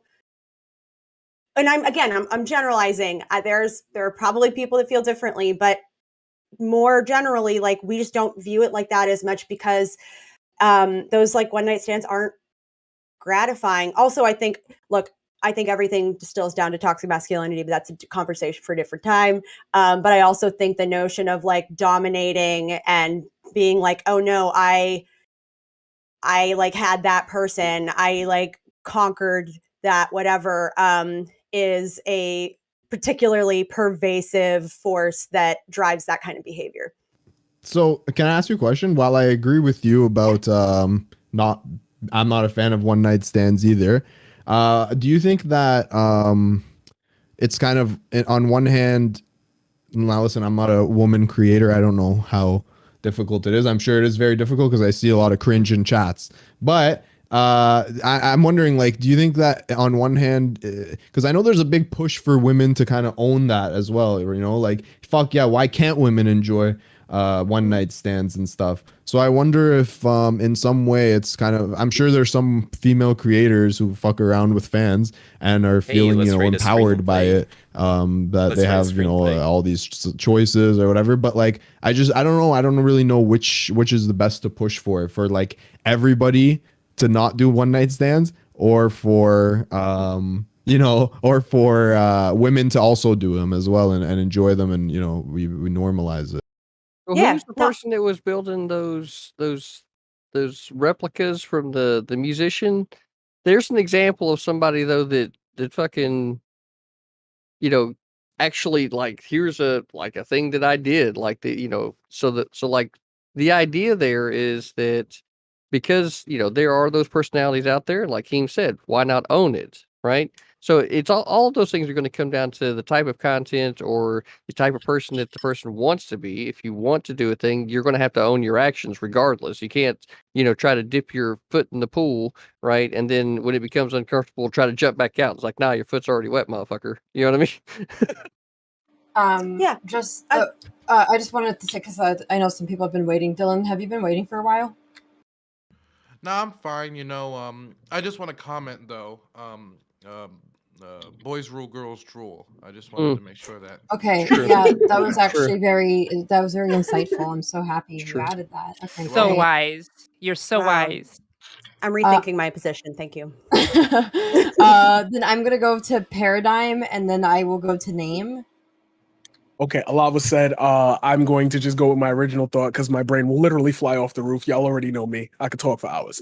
What I was thinking about was the idea of streamers sleeping with fans gets tricky because a fan has the ability to track you because you are on stream.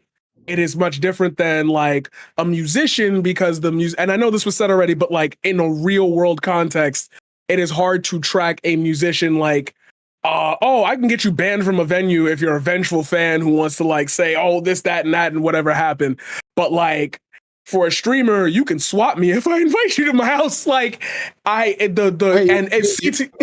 You're saying the fans can't create alt accounts to show up to the venue and try to fuck with you? Well, this is something you just this is a potential risk that you as a creator take on regardless of whether you're sleeping with fans. This is Right, something you have to consider with like everything and every interaction My that you man do. said gun on stream. I agree with you, but I also want to say I agree with CTV that it comes down to, when we like boil it all down, that we are in a form artists. And we have to carry that ability to communicate regardless of whatever platform we have, regardless of whatever. You are a personality larger than, I would say, the average person. So if you can't communicate in a way that like sets up the one night stand or the possible relationship or the date in a way that makes both people feel mature and like everything's being handled correctly, then it's all going to go to shit anyway. But I will say that I know more about Heem and Dylan and Josie and CTV than I know about SZA. But if SZA dropped them damn drawers, if SZA came to my house and was like, yo, what's up? I'm doing it. Like, I don't see, and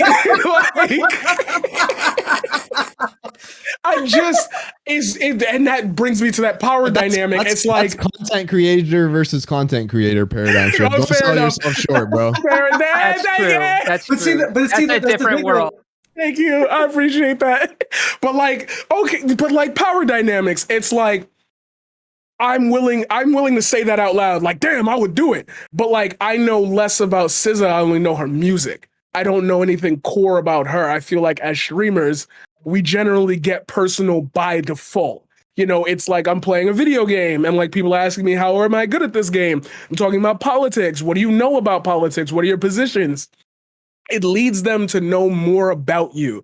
So for me personally, it's like taking that and then building a possible one night stand, a date, a relationship off that is already too close for comfort because they've built opinions on you and they don't know that like when I go to sleep, I like to throw punches in my sleep. Like, oh, I gave you a black eye. My bad. Like, it's like there's just things you don't know, but you know enough that you feel comfortable. Whereas opposed to like, as we were talking about with musicians, you know only what they put out, and then there's a record label behind it, and then there's a media team behind it, and you don't really like have an impression of them personally. You interpret them. When it comes to streaming, I feel like we are our interpretations. You know me, like you know, even if I'm playing a character, like you know me. So one way or another, it's just too close for comfort when it comes to me personally. But I do agree with CTV and the people who, wow, I guess I've had my opinion changed.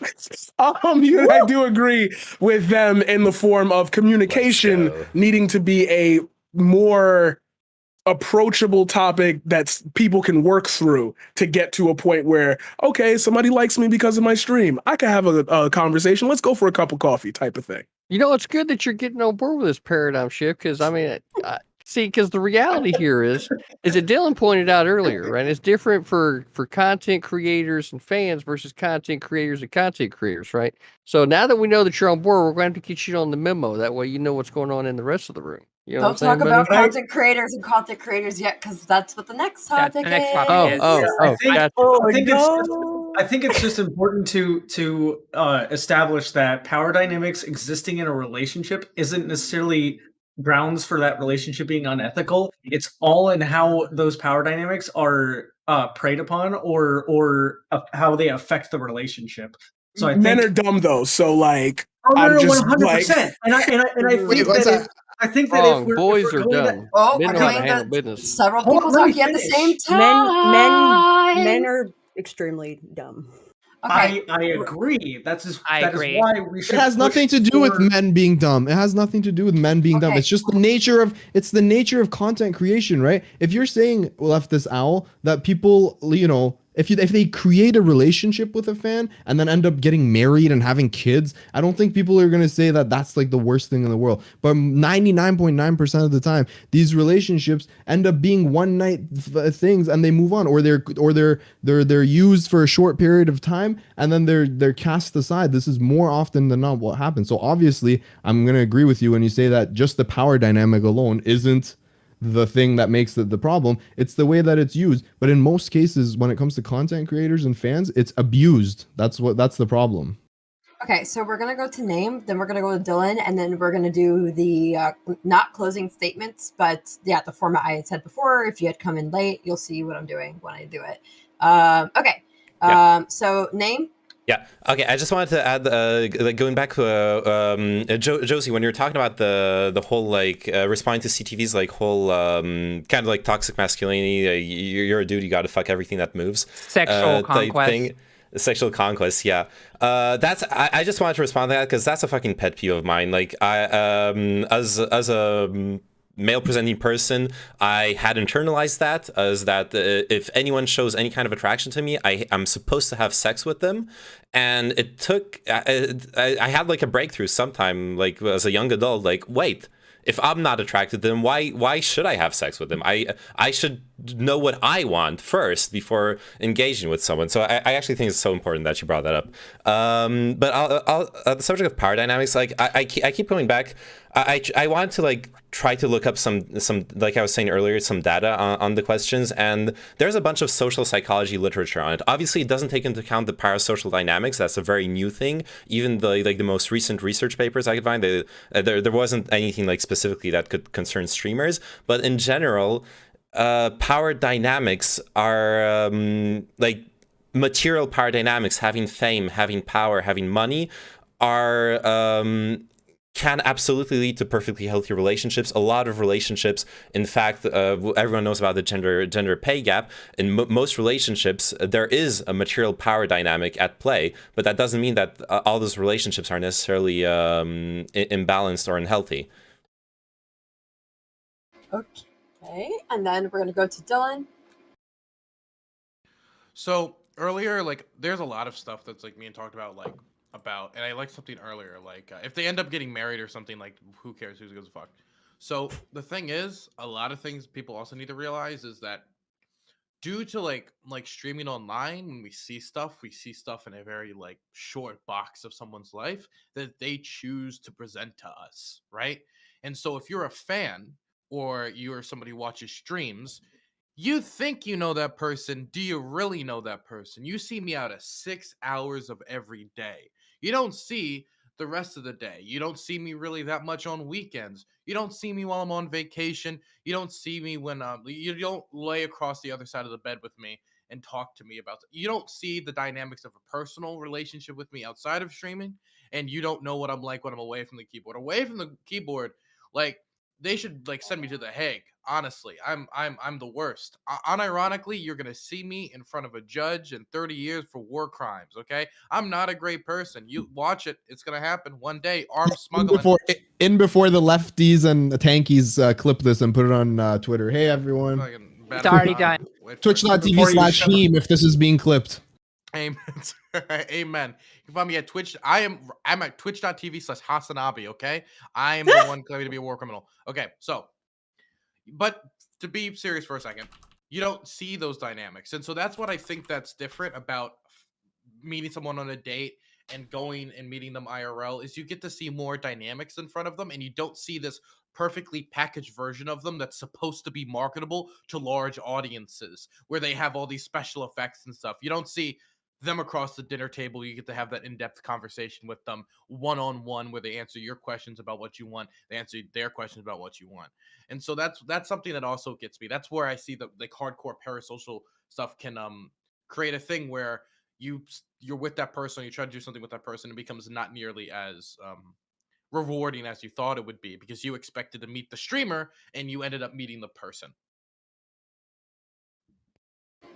Perfect. And just to clarify, does everyone so far feel like they've spoken enough? I know some people may have spoken more than others, but that might just be due to your choice. If everyone feels like they've spoken enough, then we can do the closer stuff. I just wanted to say, I guess I just want to bring up this last point, which I think is important, but we can move on. But I just kind of wanted to make sure, like the sexual conquest thing, I think is a pretty important piece of this conversation because, like, even a fan or maybe even a creator, like, there's a lot of like I guess rape culture. I hate to say it, but that's what it is. Where it's like, oh yeah, I slept with all these people, or this women creator. It's like, oh yeah, I dated her, like all that type of stuff. And it's like, I don't know. I think that plays a lot of the factor in my self and why I choose to not really sleep with fans as well is because I don't want to be a victim of someone who was like wants to go to their friends later and be like, "Oh, let me tell you what happened." Um I don't know. So I just wanted to kind of bring that in, but if we don't need to talk about that anymore, I just wanted to make that part of it. So, cool. I would like to respond to that. Okay, and then we'll close it off. Yeah, just in an agreement. That is one of the things that has always frightened me. And I think that when we talk about this at very ground level, I think we all have that inanimate fear of doing it unintentionally, perpetuating that power dynamic of man over woman, man conquest. Like we are, or at least me, I'm afraid of doing that unintentionally. And there is this culture where it's like, oh, I slept with Valkyrie and Pokimane and this and that. And they're like, but like for a woman, for her to come out and say that, you'll definitely get more backlash than like congratulations. And yes, that is a culture that women are trying to own and change at the moment, but I'm not going to pretend like everyone's going to wake up tomorrow and be like, you go girl. Like it's going to be a lot of hate before it gets to a point where it's like, I'm doing the same thing that you're doing. So when we live in that and then we put everything that we talked about today into a bubble, it's like, Are we even talking about women being able to own this same conversation in their own space? And me personally, I do not believe that we have reached a point where women own that ability to have that conversation. So until we do that, I will just say personally, I don't think it's good for streamers to engage in that, because that is a whole other dynamic that has real world effects. And they kind of just to lead it into closing statements. We'll also kind of, I guess, make this yours. But the question, if you're going to lead it into closing, I just want you to answer, has anybody changed your mind? And if not, can you explain like why the other side was not able to change your mind? Okay, so yeah, like Maddie said earlier, and I had it, I listened, I gotta get it again. Okay.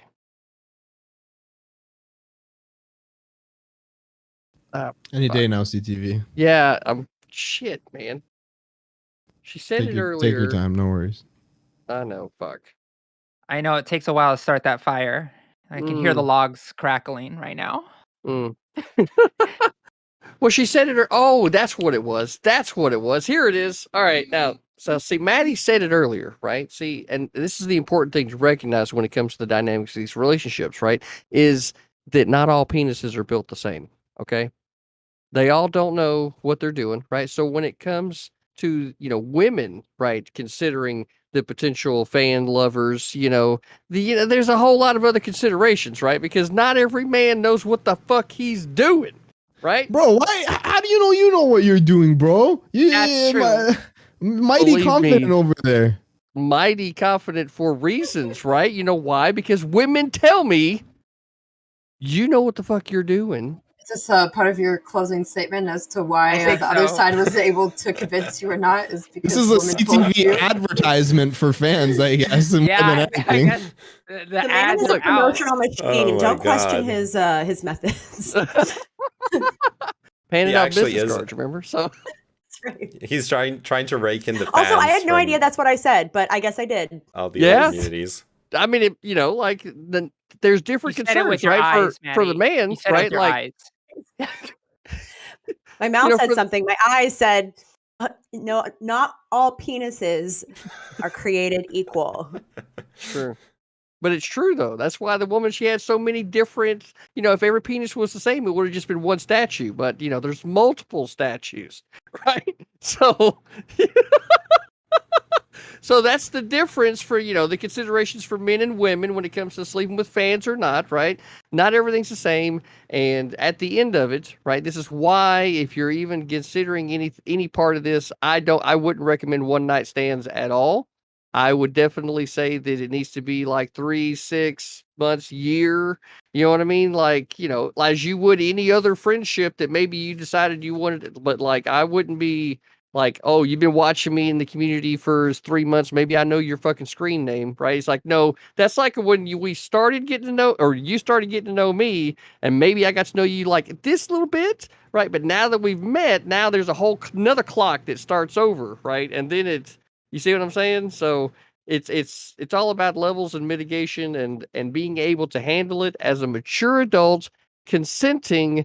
That way, feelings can't get hurt because I told you ahead of time, right? I'm only going to break your heart. Okay? Okay. Okay, so has anyone changed your mind?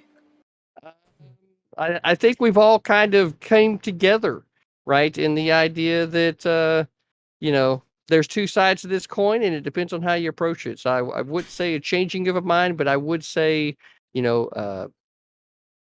recognition of all of the really great points that people need to be considering, before they would engage in such activity. Okay, I'm just going to throw it at random places, and if you're not ready, then I'll come back. Okay, so name. Has anyone changed your mind? And if not, why have they not been able to change your mind? So fundamentally, no, but yes and no, right? My stance never was that you should like have sex with everyone anything that moves. All of you talked a lot about parasocial relationships. That's something I actually hadn't really considered that much, and I think that's actually really, really important. Like how the stream is a window into your personal life, how expectations can be completely wild from a fan, and so on and so forth. Definitely something to definitely a domain where you have to tread on eggshells. That's kind of where my mind's moved from the start of this conversation. That I still think it's okay, but you gotta be fucking really careful with how it's going. Probably more like what some of you are saying, like getting to know each other, making sure that everyone's in a safe situation. I find it really interesting that in the discussion we simultaneously discussed how there can be an abuse of power from the viewer onto the streamer, of like destroying their reputation or doxing them or swatting them, but as well as the obvious abuse of power from the streamer onto the viewer, using their fame and the fascination that there is for them. It's interesting that the abuses can go both way as well, and it's interesting that both aspects were brought up, and that, well, everyone needs to do their best to be safe. And finally, Dylan, you changed my mind. I'm never going on a date without the gamer LED lights in the background with me and all that stuff. I need to present like with all the filters. That's a really good idea. Dylan, that means I guess you're next. Has anyone been able to change your mind? And if not, why have they not? No, because fundamentally, not really many people in here disagree with me, and I'm not, even if someone was to make the argument to me that it was ethical to sleep with fans specifically, which I do think the discussion between sleeping with fans and sleeping with other creators is fundamentally different. The risks are just too many, right? It's just too fucking risky for not even just for the fan, but for the fucking creator, because ultimately that fan will always know more about you probably than you know about them. And so what you're doing is throwing yourself at somebody, not like a normal night stand, where they know a lot more information about you than you do about them. And it can not only create like some obsessive stalker moments, but it can also create some weird kind of like moments where they can use this personal information against you that they've gained that not all the other fans have. And I also don't even trust them to necessarily not be malicious, but not be responsible. What if they hear this information and they're like, they don't want to be a bad person, but they let some shit slip while they're talking to other fans, right? Because they have this special thing that not all the other fans have, and now they're going to be telling everybody else. So yeah, no, it's just, even if you could argue to me that it was ethical, it's just too risky. You know, I don't need a dark triad moment. Okay, the next person I'm going to throw it to is Maddie. I don't know that my mind's been changed. I think I hadn't really considered the angle of musicians and like that as much in connection to sleeping with streamers. I think for me, I look to a lot of the data and I look to a lot of the studies that psychologists have done on these types of relationships and sexual encounters. Because this is something, especially in the past 10, 15 years, psychologists have been examining pretty closely. And overall, the general consensus seems to be that while, there are ethical ways to have these kinds of relationships, it's really, really hard. And more often than not, you're setting someone up to be manipulated or exploited or just to encounter psychological harm. And I think as streamers, maybe we need to take responsibility, knowing that there is a power dynamic at play, knowing that whether we like it or not, it's not something we can brush aside and say, oh, well, no, I'm an adult. I should be able to do what I want as long as they're a consenting adult who cares, to acknowledge that the situation's a little more nuanced. And maybe it's on us to ensure that if we decide to sleep with fans and viewers, whatever, that we're communicating, that we're not holding our fame over their head, and just, be good people to make sure you're not actually like inadvertently manipulating them, because that's something that happens all the time. So can it be done ethically? Sure. But it just in general isn't a good idea. Okay, I'm going to throw it to Paradigm. You are muted. All right, I know. Don't worry, I know. I would say that I think everyone here got like a nuanced view into whether they agree or disagree. So I am also going to jump on the train of my mind hasn't been changed, but that's just because personally I've been on both sides of this situation, like just personally. And I know we're not supposed to stick to anecdotes, but like I just know how people feel on a ground level, so I just wouldn't want to create that environment. Like that's not what I'm here for. But if Oh people my, argue, yeah, for sure. Sorry, I it's talked to okay. my. No, I unmuted. I apologize. it's all good. It's all good. You're good. You're good. I will say though that I think that if I'm going to be good faith, I will give it to the idea that I think there just needs to be more of a conversation on responsibility because the barrier for entry to do Twitch streaming is low. The barrier to get big enough that somebody would like you enough is obviously very large. But like, if you got 3 viewers and one of them finds you really hot, like that's 1/3 your audience. Like, it can happen. And in that point, you have to just be more responsible. I just don't. And this goes back to I'm sorry that the idea, I know you said it's not about it, but like people who get in these positions don't understand how to hold that power. So like they're dumb. Like they're just gonna do it because they feel, oh, that's so cool. You like me so much without that like nuance of being able to communicate, as CTV said. So I would say I'm still on my side, but like I can view how to make it a better vision for the other side of this argument. Okay, CTV. Yeah, I think you know what? Because of all the points that were made, I'm going to have to say that my mind was not changed. It wasn't changed, y'all. It wasn't changed. Right? You bring up all the things that I'd bring up to it, but what I don't do is I don't cuck to fear, right? Damn it. You can't just say I'm scared, right? And too afraid to step out into the world to be able to get that. Because remember how we started this thing off, right?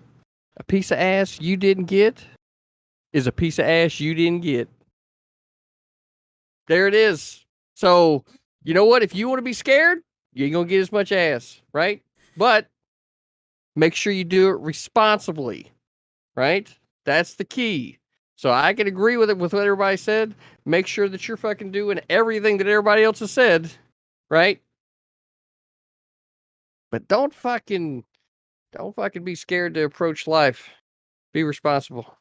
Wise words. Piece of ass you didn't get is a piece of ass you didn't get. So funny that your dad told you that because I feel like my dad told me that too. Mm. Just kidding. I could see, like it's just be responsible. It just sounds like the end of like a drink, like a Heineken commercial. Like I don't know. Please drink responsibly. Please drink responsibly. Please tap responsibly. Yeah. Next, I'm gonna throw it to Josie. Okay.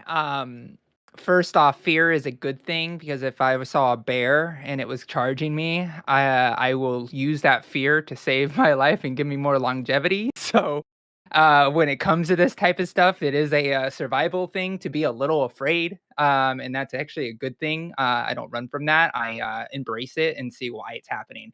But anyways, I asked my chat.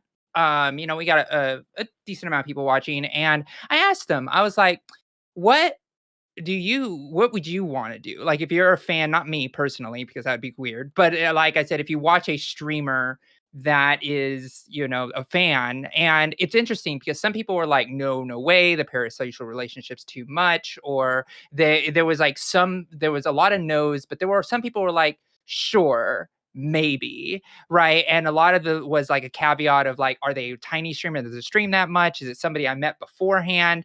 And it even the fans themselves feel a little bit of like, is this a good idea too?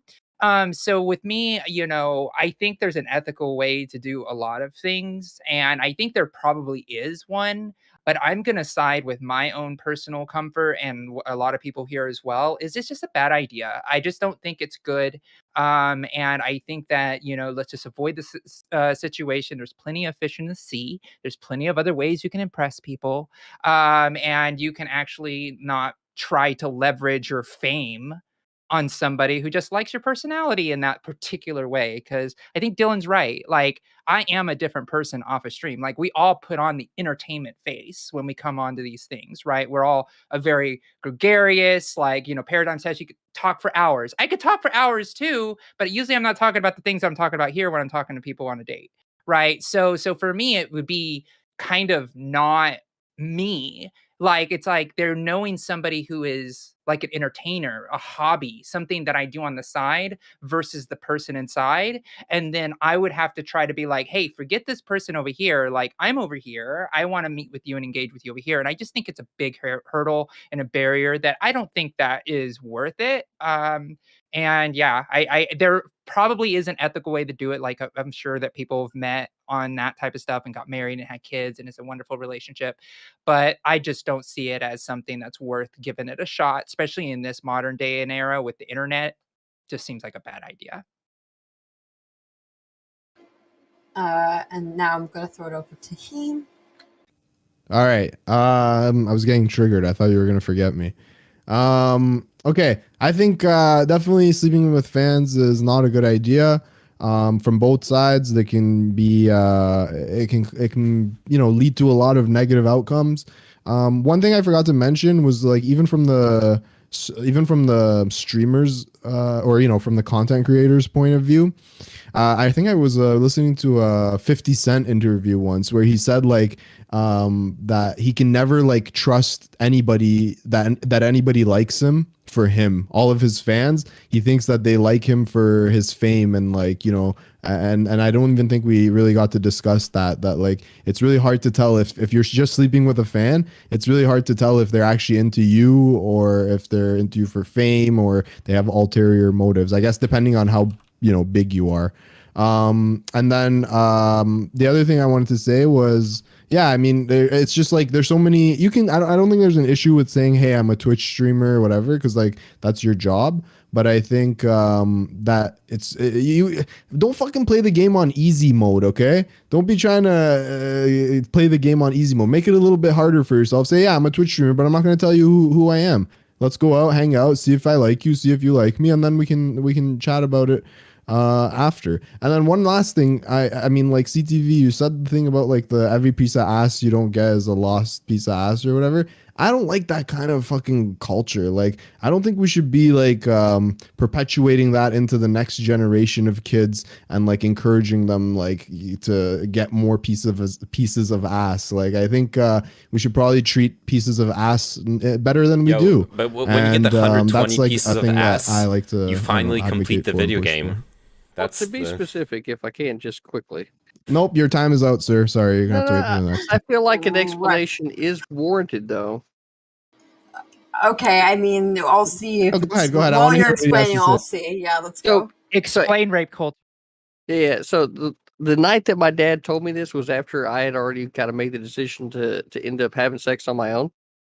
So then everything before that, he was like, yeah, just, don't, just hold off. Believe me, it's worth it, because, he's telling me the truth, right? But then after the fact, he understands that now it's, the Pandora's box has been opened, right? So now he's like, okay, son, here's this side of the coin. Every piece so.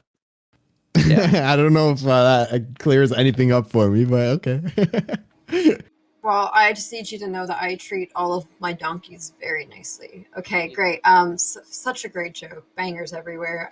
Okay, Owl. Banger. I know your mic, your camera doesn't seem to be working, but is your mic working? Yeah. All right, cool. So, yeah, I guess last is you. Unless did I miss anybody? Everybody? Sick. Okay, so yeah, did anybody change your mind? And if not, why? Pause, champ. I wanted to Great say answer. really quickly, really quickly, because there was a point that I forgot to make that came from my chat, which is like, think about like superheroes. Like, even in comic books, most superheroes have alter egos because they don't want to have people dating them as their superhero persona.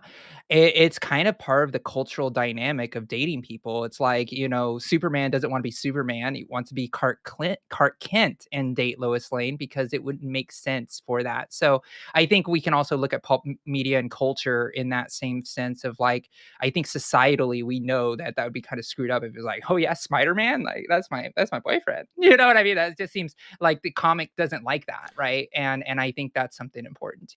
So that Can was I do actually one last acknowledged thing, in the too? literature. Because I actually like a close family friend is like minor celebrity, I'm not and I'm not gonna like say their name. I talk about them a decent amount, but I remember that is something that he has always talked about because I knew him before he became a celebrity, and then you see him kind of go through that, and his wife is also a celebrity now, and the reason they got together was because they were like, finally there was someone who could understand like the struggles and the power dynamics that come into being a celebrity, and like being able to date someone kind of on your level, because then there's not that question in the back of your mind, is this person only dating me because they're a fan or because of proximity to fame and power and other things. Like, that is a very real thing that celebrities have to contend with. So yeah, I don't know. It's something to consider. That's also why a lot of times when you see like powerful people date each other, a lot of times it's because, you know,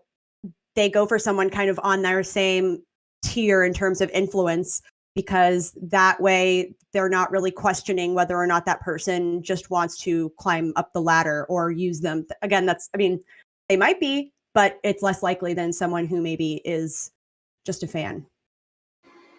Okay, and the Owl, what's your answer on this one? But yeah, in general, that is true. Like the I positional assume power that the thing. microphone is okay. Now I can hear you. All right, yeah, I don't give a fuck. I just don't care anymore. People can do whatever the fuck they want. If they end up manipulating people, they end up manipulating people, and that's fucked up. But whatever. Okay, so no, actually, no one changed your mind. You actually turned more to the absolute other side. Yeah, yeah, no, whatever. I don't fucking care. What did I say? I'm muted. Okay. No, I know Okay, I'm muted in noted. Discord. So I guess muted on purpose. Dylan, you really so I can no, talk to not you everybody's without on the same side interrupting as the panel. you. Get plowed. Okay.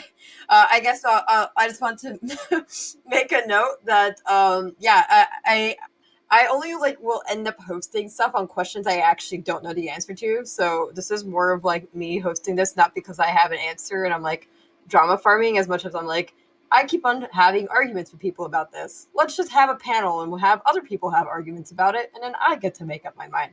And I essentially kind of came in more on the it's cool end, but with nuance. But now I see that like there's a lot more nuance that's needed than just like, that person can't be like too close to my house type of thing. More of like, this person needs to have a lot of conversation. So I guess I'm getting more towards the anti, but more of like a pro, but like with like an NDA included with it. So yeah.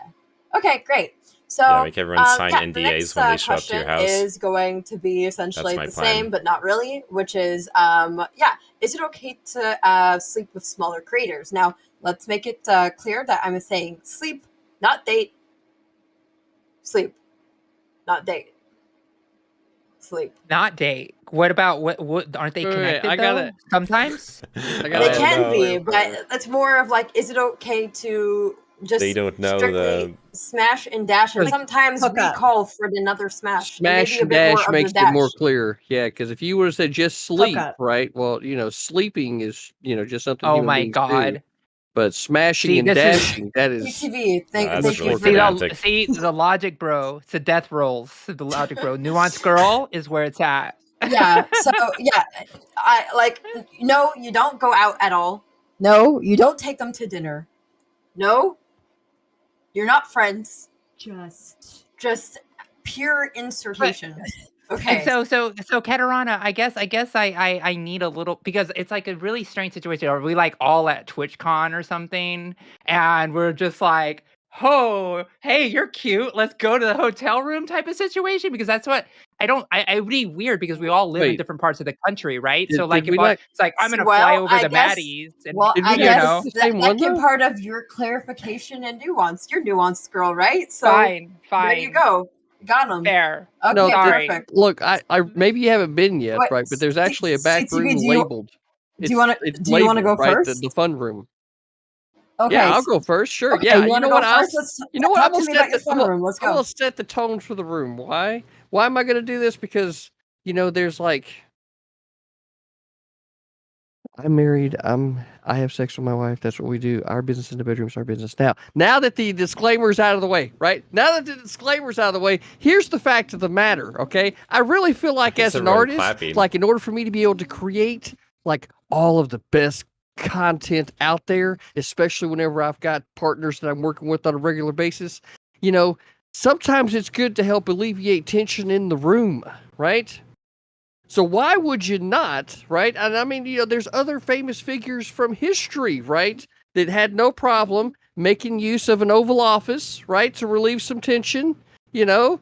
So it's one of these things where there's examples being set by those that are in power, right? And from, you know, streamer to streamer, if you're especially considering, hey, consider this fact. Nobody did put the preface on it that it was Twitch or YouTube or OnlyFans. Nobody put a fucking preface on streamer, right? So it very well may be, right, that if you're getting into a more specific type of content, it may be actually par for the course, right? So, you know, it's going to depend on the type of community that you're interacting with and all of these different things, right? So either we need to preface the question a little bit better, or it's just going to depend on whether or not two people actually want to and they're able to have a responsible and rational conversation about things before they actually take the step. Okay. Perfect. So now I'm gonna throw it over to Maddie. I mean, sorry. Josie. Oh, okay.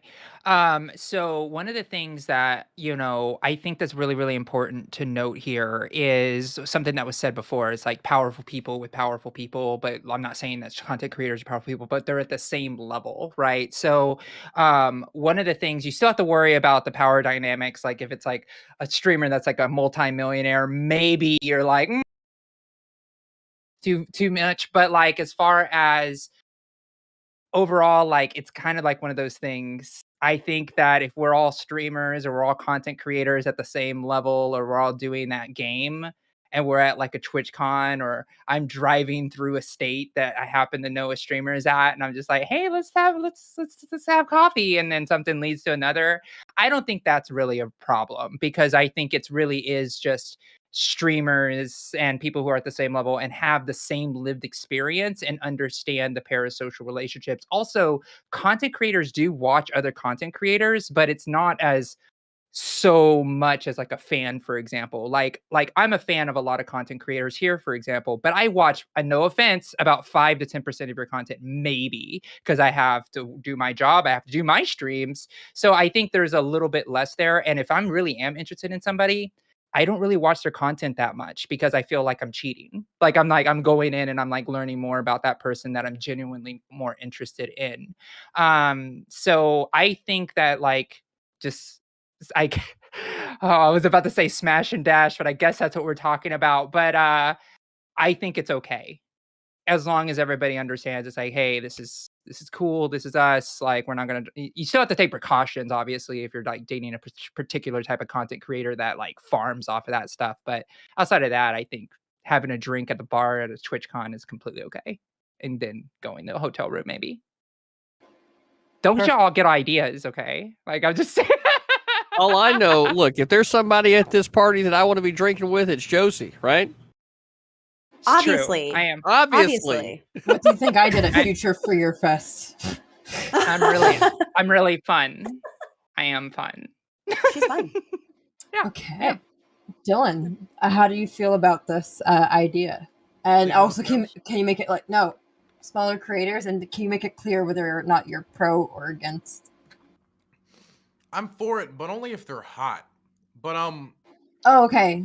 Yeah. So but here's the thing. Like for me, there's a difference between a fan and a creator in a few key aspects, right? One of the biggest aspects I would say is that, for instance, if you're a creator, creators don't watch as much Twitch as I think people think they do. You might to get like a few ideas. I might click a few streams to like look at the ideas, but I'm not gonna sit down and watch any creator streams for hours, right? I already run the hippy dippy championship program. I already do the most entertaining thing on the whole platform. Why would I downgrade myself by watching a Heem stream? I wouldn't. So that's why I don't watch other streams, and I'm sure everybody else doesn't. But so because of that fact, it's more difficult, I think, for streamers to get that same parasocial attachment to another How small person. of a creator are There's we also talking? the I don't fact know. that communication behind closed doors happens between streamers a lot more than it does with fans. Fans will talk and sit down and have conversations with other. Streamers will sit down, have conversations with other people than they will fans. I've messaged Team more times than I've gone out and messaged my fans like one-on-one, right? And that's just one person, and that's true for basically everybody else on the platform probably that I've done work with. You're able to build that more personal kind of private like relationship. And who knows, since they're your work colleagues, a lot of times you can go out and like actually do stuff with them IRL. Like I've flown to LA multiple times and I've met Supreme in person. I've met IRI in person. I've met Booksmarts in person. These are people I've met IRL. Now I don't plan to date any of these people. Ew, old, right? But these are people I would be pretty confident in saying Because he's they're holding my out for CTV. of course. But these are person I would be able to say that they're my friends, which I would never say to any of my fans that they're my friends. I even like had an experience where like I'll sometimes have like a mod or like a streamer like a chatter come on and say you're one of my best friends, Dylan, and I'll be like cool news, and then I'll never like reciprocate that type of interaction because it's not a good thing to do. Beautiful. I'm gonna give it away to him since you said that you never watched one of his streams. So Yeah, I mean, fuck you, first of all, first and foremost. My streams are lit as fuck, and where else are you gonna get a Persian accent and a beard cam? Okay, go fuck yourself. And second of all, I want to say, like, for real, I'm anti sleeping with smaller content creators. I think it's a recipe for disaster. I don't think that it's necessary, whether it's sleeping with or dating. I think both are not a good idea, especially because they can be avoided so easily. Now, there are certain circumstances in which I think it makes it okay. If they're of similar size, then I think that you can kind of, I don't know, there it's less troubling. But another one is like, let's say one streamer is like a 500 viewer streamer, but makes a living as a streamer, and another streamer is like a 10,000 viewer streamer, obviously making a living as a streamer. I think as long as both of these people are making a living or this is their thing, then it kind of is a little bit more acceptable, because you don't have the incentive, this person, the smaller creator is still going to make their living, whether or not they're dating that person or not, or sleeping with that person or not. And so that's that's one caveat I would say. Another one is the streaming in different categories. So let's say, the one reason that I frown upon it, I guess, or I don't think it's a good idea, is because people run in the same circles, and it kind of, I think it's a better in the streaming space when you keep those circles professional. And that's how I've, like, if anybody ever DMs me, I always respond in a professional way, and I think it's best to keep the spaces professional. And but if someone's, let's say I don't know, I don't watch I don't know, give me a name of a game, who knows, fucking whatever, right? Whatever game. Let's say somebody's a streamer in a gaming category that I don't have any sort of connection to, and we just meet and they're like, hey, I stream on Twitch, and I'm like, oh, hey, I stream on Twitch, I'm a just chatting category, and they're like, I'm a, I don't know, crab game category. Then maybe you can say like, okay, there's no other connections here or whatever, we can explore this a little bit. But in general, I think again, going back to my point from the previous topic, there's so many people out there in the world. Why limit yourself to other content creators? That's my take. okay, name. Also, just as a clarification for you, Hema, it's basically like no, but with nuance. No, I would say it's like no. I'm in the no category, but there are certain one or two others where I could say, okay, fine, like I can, maybe we can talk about this, but I would say I'm definitely in the no camp. Don't do it. Okay, sounds good. Okay, so yeah, name. Yeah. So first off, where are those TwitchCon orgies? Okay, I'm asking for a friend. Secondly, with that lighting you got, they're probably at your house. Yeah, I wish. Okay. Secondly, Right. Earlier we compared a little bit like the fan relationships with like the power dynamics in professional settings. I think here we're in much closer to that, right? A much bigger streamer. And like what he was saying about categories, for example, that makes me think of like dating someone in different departments but in the same company. Someone's like a manager in this department, but someone else is a fucking like secretary in the other department. They meet in the cafeteria. They don't really have like their like one's just chatting, the other is crab game. I think that's fine. Unfortunately, Maddie was astutely pointed out in the previous conversation. There's no like HR, and there's no like Amazon HR isn't going to help us either. So it's definitely another situation where people just have to like actually act like adults and be mature and correct about things. But it's definitely it's a better situation than with a fan, 100%. There's similar risks involved, but also like Dylan pointed out, there's a lot more trust, a lot more to lose between streamers if someone breaks the trust that's established, starts leaking DMs or doing weird shit. So yeah, I'm for. Okay, Paradigm.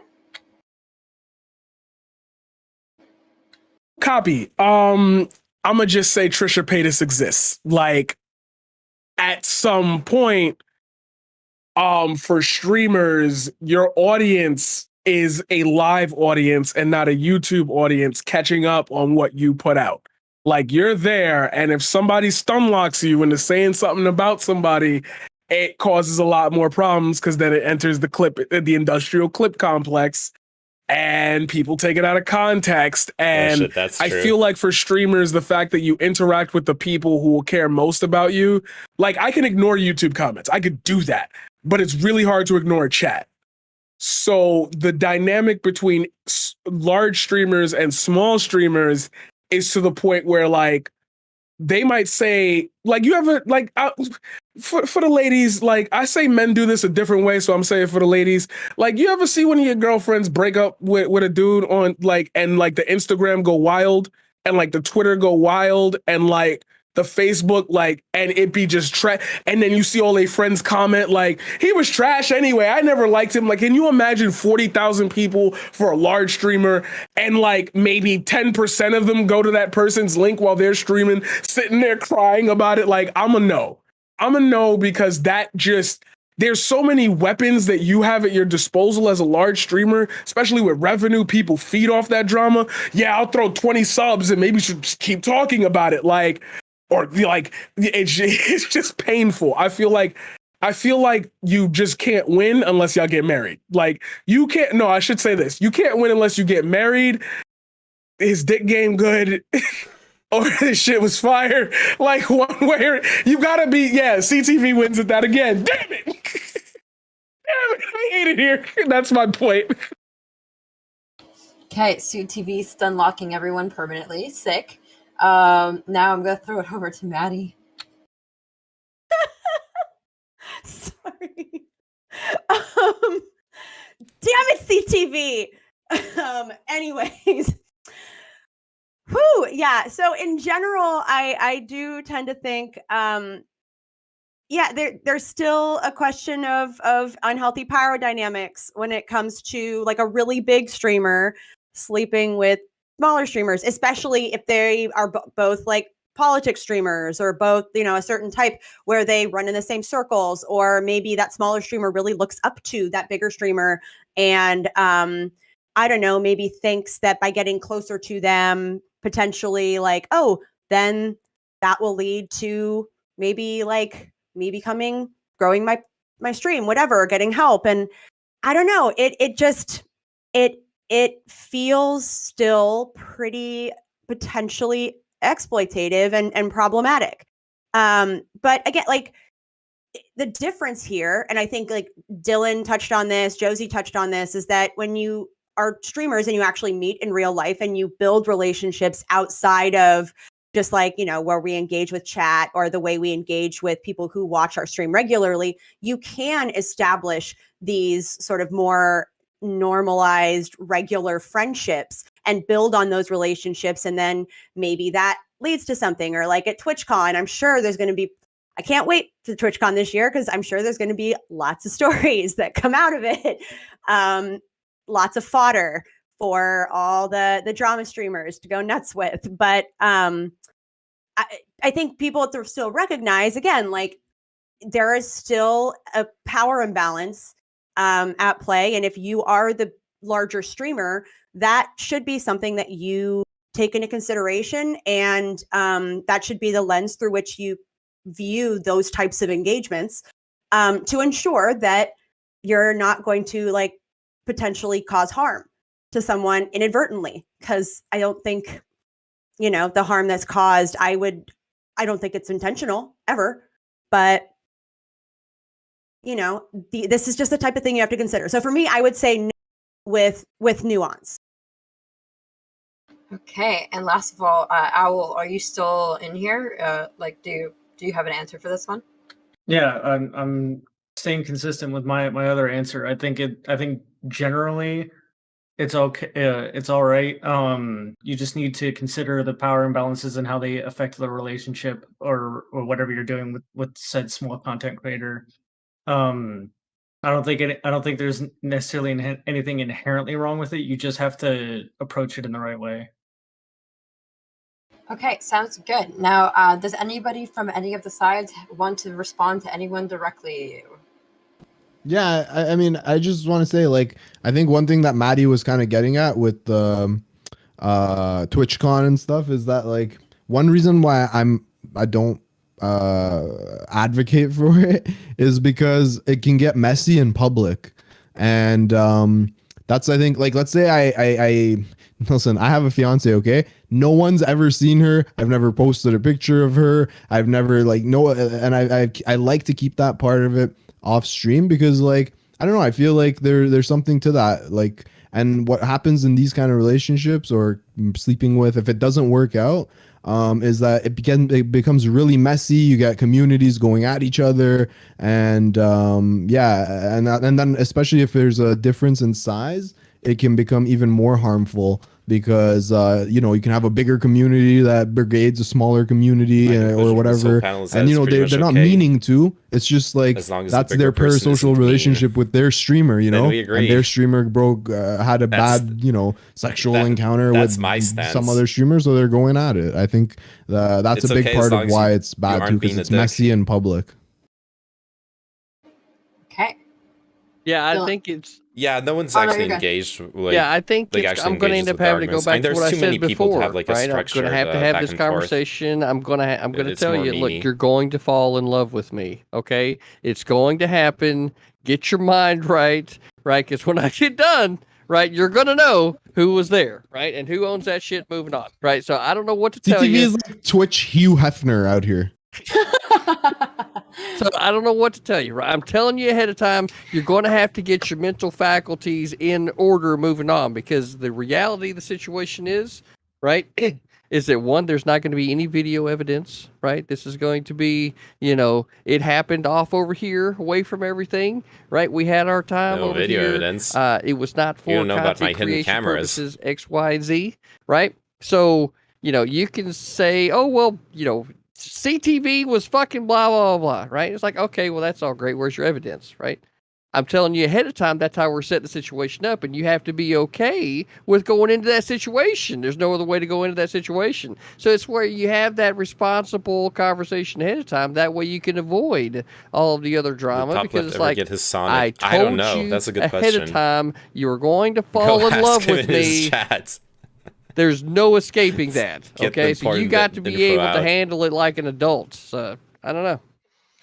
So earlier, somebody basically, I think a few people made a comment of, it was a mentality that I largely agree with. It was I think it was Heem. I'll wait till he gets his headphones in so I can say his name again. Heem, the Heemster, okay? And a few others. Basically gave him. What's up? Sorry, bro. What's up? Start again. He's just nothing. I was just trashing you. Anyway, so there was a. Okay, I'm glad I got to put my headphones in to hear you. I don't know if that's actually the correct. So there was a mentality of like, don't shit where you eat type scenario, right? which that's like understandable, and I largely agree with it. I guess it's difficult for like a lot of people who like have a very extremely like work balanced life. For like example, for me, right? I work on my stream 5 days a week, and then I got classes 5 days a week, and then I also am going and advocating in the legislature the rest of the week, and then weekends is also took up with work, and so I have a very work centered lifestyle. And so where am I meeting people? I'm meeting people at the Maryland General Assembly. I'm meeting people on stream. I'm meeting people. Maybe I guess the one outlier could be classes, right? Where that's something that couldn't be out there. But to be quite honest, I'm not. Tinder? Tinder, I mean, Tinder's an option, right? But I also aren't like online dating apps also fucked. And I guess for me, it's like the majority of my life, and for a lot of people, definitely streamers, because streamers, like, people be streaming for like 12, 13, 14 hours, which I think is an unhealthy in and of itself, but that's like a separate conversation. Since I have such a work balanced life, the majority of people I'm gonna meet are gonna be in a sort of workplace. And so if you are majority of your time spending like around workers, it's only like it's only nature that you're going to start feeling attracted to or having feelings for people in that environment. And so I think it really isn't even a question of like should people do it. I think it's more of a question of how do you do it responsibly if it happens. Can I respond? Sorry. Sure, Do you and then I'll think give that it over to Josie. okay, Dylan, do you think that someone sleeping with a boss or something, obviously you would say that's not good, or what would you say? Do I think somebody sleeping with a boss? I would say that's generally bad. Yeah. Okay. So would you say that in the streaming space that you're not their boss, but in a way you can really boost their career? That in more so Yeah. than more so than in your classroom, let's say, or in a workplace or at the General Assembly, where like by having a connection with someone you can't boost their career, Well, but in streaming you can. that's not true. General Assembly, there is a lot of fucking weird political scandals about people fucking staffers and shit like that, and then those people now with that leverage get legislation through a committee. There's a lot of weird fucking nuance when it comes to the General Assembly. I Actually, think that was Josie would probably that was this last season of Curb Your Enthusiasm. That was the entire storyline, that he was Was trying it to sleep really? with this. He was trying to sleep with the city councilor to get a law passed to That's- remove fences from pools. It's really funny. But So fucking but good. I do believe that's true. And I guess for me, and this is a conversation I think I've had with Kat like a bunch of times, and she'll probably testify to No this. anecdotes. Can I? Okay, so this is something I He's can not imagine live? people Uh-oh. having a conversation. Okay, with go a ask significant Kat. Other are very much like, hey, I don't you have your you'll personal get like shit, banned from I our have my chat. personal stream, and I want to make sure that if I decide to have anybody on my stream, that it's not based upon me being in a relationship with you, and it would be purely based upon content heavy shit. Even and the problem is that can also get messy because then it can make people like feel like, ah, fuck, this person doesn't like my content, or ah, fuck, my own partner doesn't support my content, and that can be messy. But I'd much rather hurt somebody's feelings than trample upon that. Do you get what I'm saying? So sorry, just to clarify, Sorry, you didn't babe, really you aren't content you didn't really worthy. say Yeah. anything about Like whether they could boost about the oh boost. yeah, you could boost Is it. Gross Yeah, still around? answer I that don't one, know. yes, sorry. Okay, so in that way, then I'm it's kind of following. similar to the boss employee relationship in that you kind of have control over the success of that other person's career a little bit. Not the complete success, but at least some part. You can have some control over somebody's success because they can use influence that they got from dating you to like boost themselves up, right? Yeah, like you could fucking end your podcast with me and burn the Does that bridge guy with wear me right now, sunglasses all day? and my Go career ask would him. stall. But know. you know, I don't know. It's like I don't know. I wouldn't sleep with you though. Sure. Sorry, hold on, Him. Him. The reason why is because Wait. he's still holding out for CTV. We covered that earlier, bro. True. I'm holding out. Dylan, It's were fine. you Every time I finished? look at him. I would- Into a I guess for me, the difference would be, I would say if there is a relationship where one Hey, Kino. streamer's entire like shit is reliant upon another streamer, and they were to get into a relationship, I would say that that shit is like so fucking unhealthy that it's just like something that I don't even think should be entertained. An example would be like, let's say there's like an XQC type figure, right? And he plays a lot of what's it called, like GTA roleplay, I think it is called. Yeah, GTA roleplay. And let's say there's some small streamer, that person who starts dating them, then they start appearing in more and more of their fucking GTA roleplay shit, and that starts getting pumped out, and that streamer comes up. But if they broke up, their shit would tank because nobody cares about the cutesy relationship anymore and all that shit. I would say that type of relationship where their income is based upon it and their living is based upon it, and if it was a breakup, it would smash. I would say that that's the type of stuff where it can completely sink. Because I could even think of normal workplace scenarios where one person's partial success in that company could be dependent upon them being in good with the person who might accept a late work. Yes, For I'm a example, big streamer man right? now. It's so chicken. And so I would say that, like, to that I'm in the standard, big leagues there has with to be some 15 wiggle room. viewers. But when you get to that level, like, yeah, I would say that part, that means like there's so much of an incentive to stay at that level that it can like foster something that's toxic. Yeah. But I would say it's also, there's some wiggle room on, let's say they're in completely separate categories of like streaming. Like if somebody's a chess player and the other one's like I don't know, a fucking debatester, I think they're like so separate that I think that also is like different too. So you think running in the similar circles also has an impact on? I would say running in the same circles makes it so it's more likely to happen, that relationship I just talked about. Okay, gotcha. Yeah, Okay, I so think. Josie? Yeah, as a proud political hobbyist, I will say that I'm sure some people got that joke. I hope y'all did. Anyways, I am I not chatting? Okay, just making sure.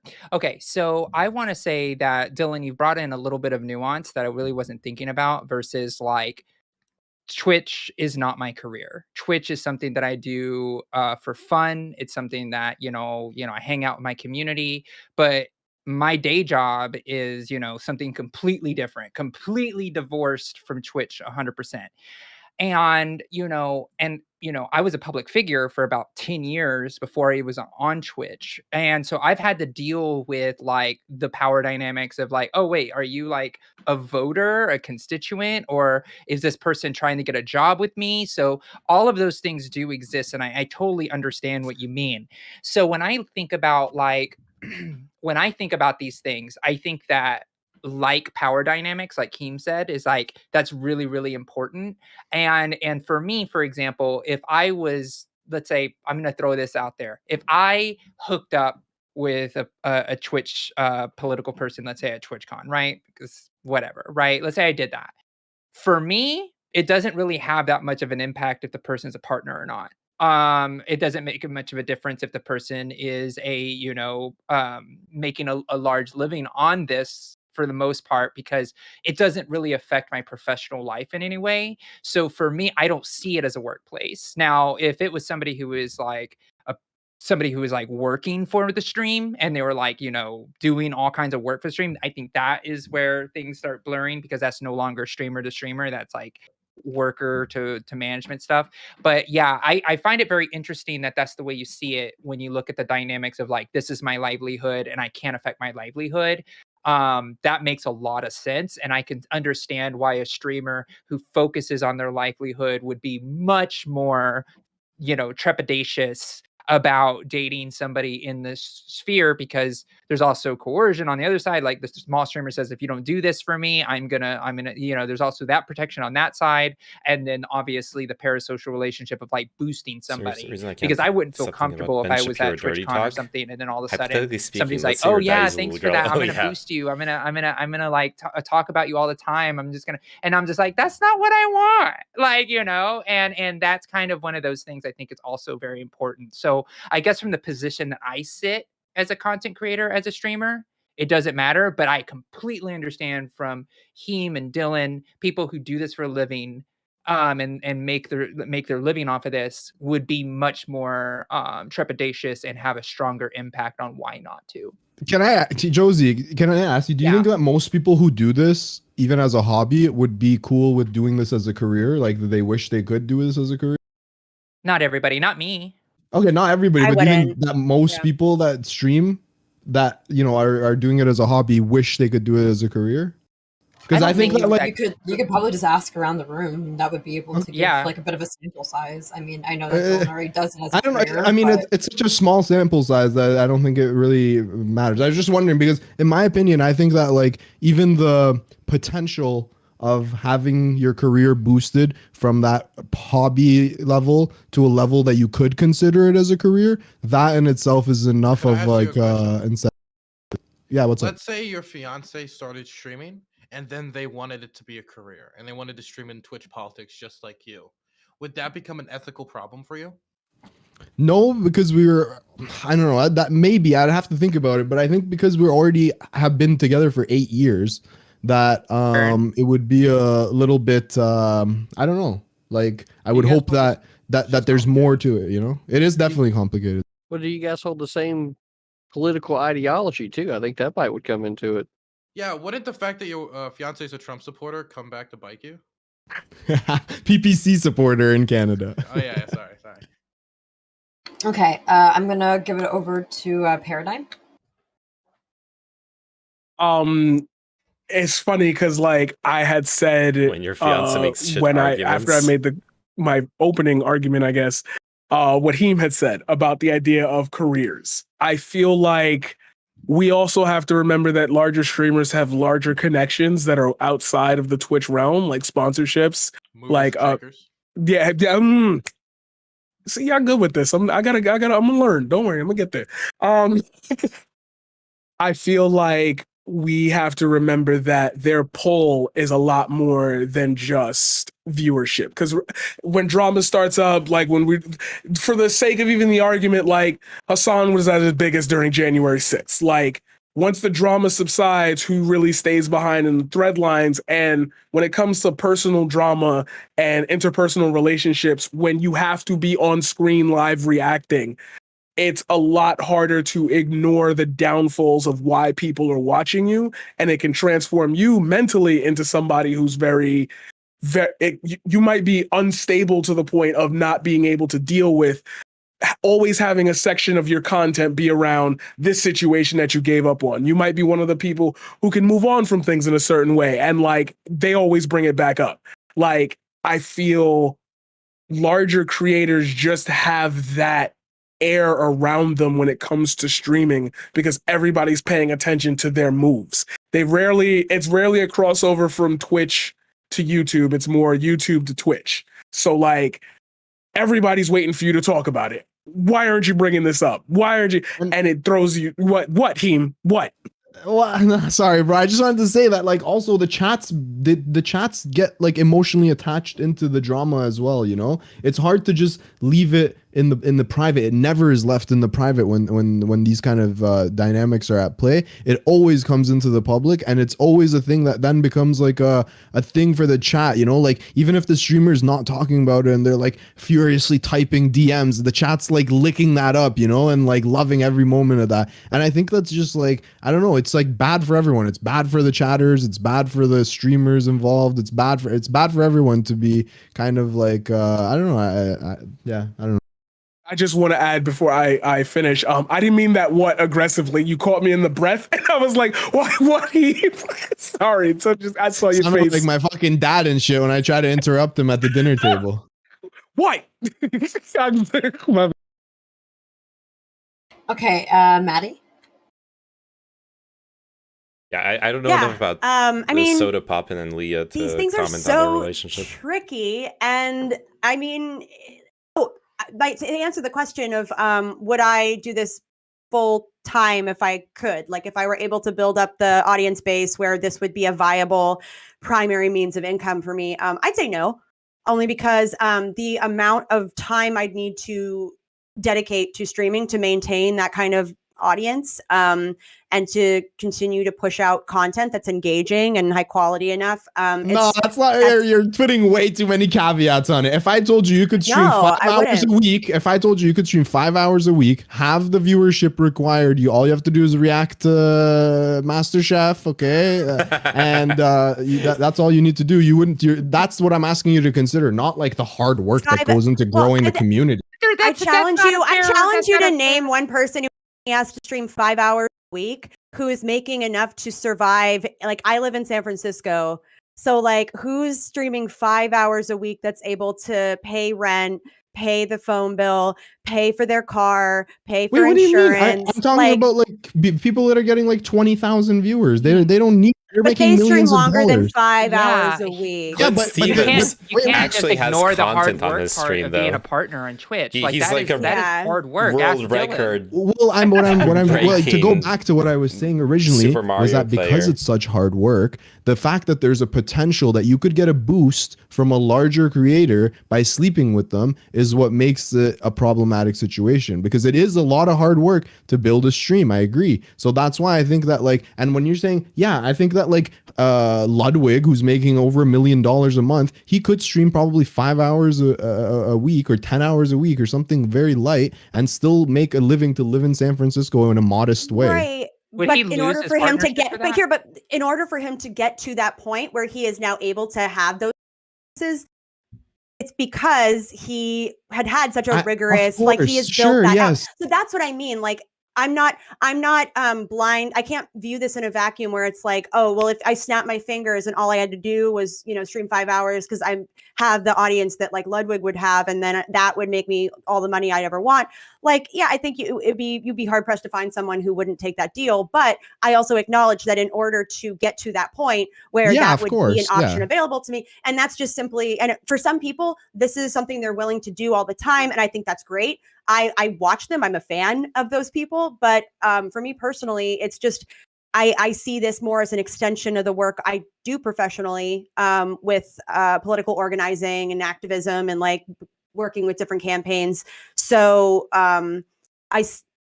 this is definitely more of a hobby, but I see it as, a tangent or tangential. My brain isn't working. It's like akin to, thank you, tangential to my regular work. So yeah, but that, again, like as Josie mentioned, that also changes how I view these types of relationships or like the possibility of hooking up. Because for me, I guess because I don't view this as my main source of income, for like if I were still single and like was okay, just like hooking up with a streamer, it wouldn't really matter as much to me whether or not that streamer is like big and popular, only because I guess I don't have the same incentives tied to it where it's like, oh yeah, this could potentially give me a boost or have them view me more favorably and kind of give me nudges every so often, have me on their stream or something. I don't have that same drive that maybe people who want to do this professionally do. And then in that case, it poses a whole host of problematic issues. I But got it. I would love to answer that, because I don't think that's necessarily true, only in the realm that I think you don't have a lot of control over whether or not it does something for your career. Because then we get into the idea of, okay, at TwitchCon, if pictures are taken of you and that person and somebody puts it, it's like the control of your audience is, you have to set that tone. And I feel like streamers don't give a shit about that, because that doesn't happen that much in this realm thus far. I could be wrong. I'm probably wrong, because like, I don't pay attention to the drama circles, but like, We're above I cloud feel chasing like, here. oh, these two streamers were going at it on Twitter and now they're being seen walking together and talking and smiling. It's like, if we go and do something and it slips out of one of the person's mouths at one point, like that's part of that, like uncontrollable, that people will talk anyway. So now it's the question of, am I even going to put myself in that type of environment? And then smaller streamers will see somebody and be really excited. What if the larger streamer thinks that they're really cute? They see, it's always back to CTV. God damn it. Every time, yo, I hate this man. I hate him so fucking much. You have no idea. Oh my God, bro. CTV, you got to get an OnlyFans so Paradigm Shift can subscribe for exclusive content. I hate it here, yo. But like, yeah, I feel like if we're gonna have the conversation, it's going to end up around like, well, what can you get out of it? And obviously the smaller streamer will always benefit in that type of dynamic. but like, what type of audience do they have? Do they have a kind and concerning one that understands it and moves on? Or is it like, wow, that's the first time I've seen them with another person? Like, career. let's talk about it. One question I have though, sorry, just to respond to that, because I think you're right. Like, typically, the person that would benefit from that, the smaller streamer, is kind of engaging with the larger streamer because it could potentially benefit their career. They benefit. But I also think on the flip side, if they were to, like, maybe they have a falling out, or like they had been hooking up, something happens, the bigger streamer is then in a much more powerful position where, like, if they wanted to, they could torpedo the smaller streamer's career, just given that they have a lot more clout, that they have a larger dedicated viewership. And so the fact that someone can hold that kind of, like, sort of Damocles over the little streamers head, like, it makes me wonder how many smaller streamers then, if maybe there's problems in the relationship but they don't want that to happen to their career, it makes me wonder if there's a certain degree of coercion or exploitation because they just don't want to anger the streamer. And this is something that's happens in other relationships with a financial component more frequently. It's not really coercion. It's kind of just like what's that risk of being lost, right? Like, it's opportunity cost. Yeah, exactly. Well, I think it really comes down to the 5-head take here, right? Even if you're a larger content creator, right? You know, especially if you're in the debate sphere or, you know, drama sphere or whatever the spheres that you're in, right? You may see a smaller streamer and go, you know what? If I can get that person to, you know, help me create content, even though they're a smaller streamer, right? They can see that the person that came onto the scene, right? They've got the right kind of energy, they got the right kind of charisma. They're going to be able to pull them in the, you know, help pull them in the directions they want to go. Then there's the 5-head take of, like, having a relationship with this person is beneficial that way too, right? And if that's recognized on both sides, then like, where's the power actually at, right? Because, you know, as you're coming up through, you have to be careful as well, you know, with the types of interactions that you have with people or who you decide to engage with. So the 5-head take here is that if you're coming onto the scene, you know, you've got to be careful both as a larger creator and as a smaller creator. And you ultimately, it's going to come down to, I would say, reputation and ability to separate, right? Say, you know, public from private. And I feel like that, especially in streaming, right? If you're wanting to have any type of private life, whatever it is, right? Then it's going to be incumbent on the people that you bring closer into where you are to be able to know that, like, they're not going to be complete shitheads, which is not always easy either. So it goes both ways. Okay. Now I just want to, like, go around and check up on people that aren't haven't been speaking very much. So, like, name. Do you have anything that you would like to add? Dylan, Owl, Maddie. Sorry, Josie. Yeah, sure. I was thinking there's also like an awkward component if there's a really big like viewer imbalance, and Dylan kind of talked about it where like with his policy of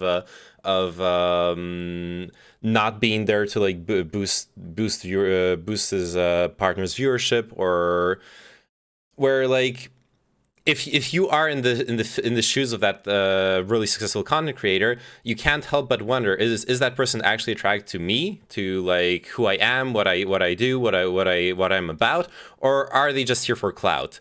And like Dylan's stance, I imagine like you feel great about it because you completely throw that out of the window. Like, you don't have to worry about someone liking you for clout, right? Yeah, I guess for me, right, there's, even though if someone was to really ask me, would I prefer a relationship in the streaming space or outside the streaming space, I'd usually say outside the streaming space, for reasons that have been brought up. I would say that there is complications that I already brought up, that like me saying like, hey, I'm not going to bring you on my stream unless I really think you're going to benefit this in some way, because this is my work life. This means a lot to me. I've been building this for years now. Da da da. That can like have a whole even if the person like in question like has completely good intentions and like is not there to like get clout or anything, it can still feel like a non-endorsement of their content and of the creator, and then you feel as a partner like you aren't being supported in what you're trying to do, which has its entirely its own complications. But if we're talking about power imbalances and shit, and this is something I've been thinking about a lot more recently, here's a question. Let's say you're married to somebody, right? And then you find out that they've lost their job, right? Or you're with somebody and they lost your job and they can't pay the rent anymore. That's a power imbalance. And there's a possibility that there could be a situation where, hey, maybe they don't want to be with you anymore, but they don't have a job. If they break up with you, what reason really do they have to stay with you? And now they're out of a home. That's a power imbalance you take. But that's also the same person that you married, that you swore that you would be with them in sickness and in health. And this would probably be a form of financial sickness. And I think that, I don't know, this shit's complicated. Wait, but in a marriage situation, there's like it's on the books, right? Like you have to do a divorce, like a. That doesn't change the power dynamic just because there's a piece of paper involved. Marriage Well, is a financial arrangement. Well, yeah, I agree, but I'm saying that like I feel like when you're at the marriage level with someone, you're agreeing that like, listen, you know, our finances are kind of one, our situations are like one, you know, all that stuff. Like, don't you? I don't know. I think a marriage is like a much more serious union. It is serious, but there's still that power imbalance if one person in the relationship is making all the money, paying all the bills, because that means that financial piece of paper you signed is what's keeping one of the partners above water. Say you wanted a divorce. This is why there's all those like big divorce things where like Jeff Bezos's wife made like all this sorts of money. It's because it was that type of arrangement. But isn't that the case with every that's the case with every relationship? Sometimes people are like afraid to leave, vape or like smoke on screen. right? Yeah, do the same. Well, that's why you the can't. thing, that You aren't supposed to like power imbalances of advertise all smoking types of on. scales everywhere. I guess the question is where do you draw the line on the power imbalance, right? And that's sort of my point. You're never gonna. Oh, sorry.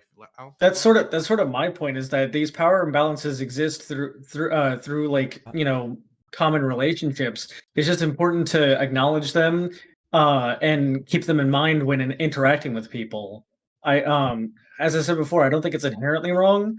There is potential for harm done in cases with small creators and fans, et cetera, but I don't think it makes the action itself wrong. We just need to be aware of these imbalances, and I think these types of conversations should come up more, and we should have people become aware of the ways in which these things can be exploitative, so that not only can creators be mindful of it, but also people, you know, fans and smaller creators can be mindful of them.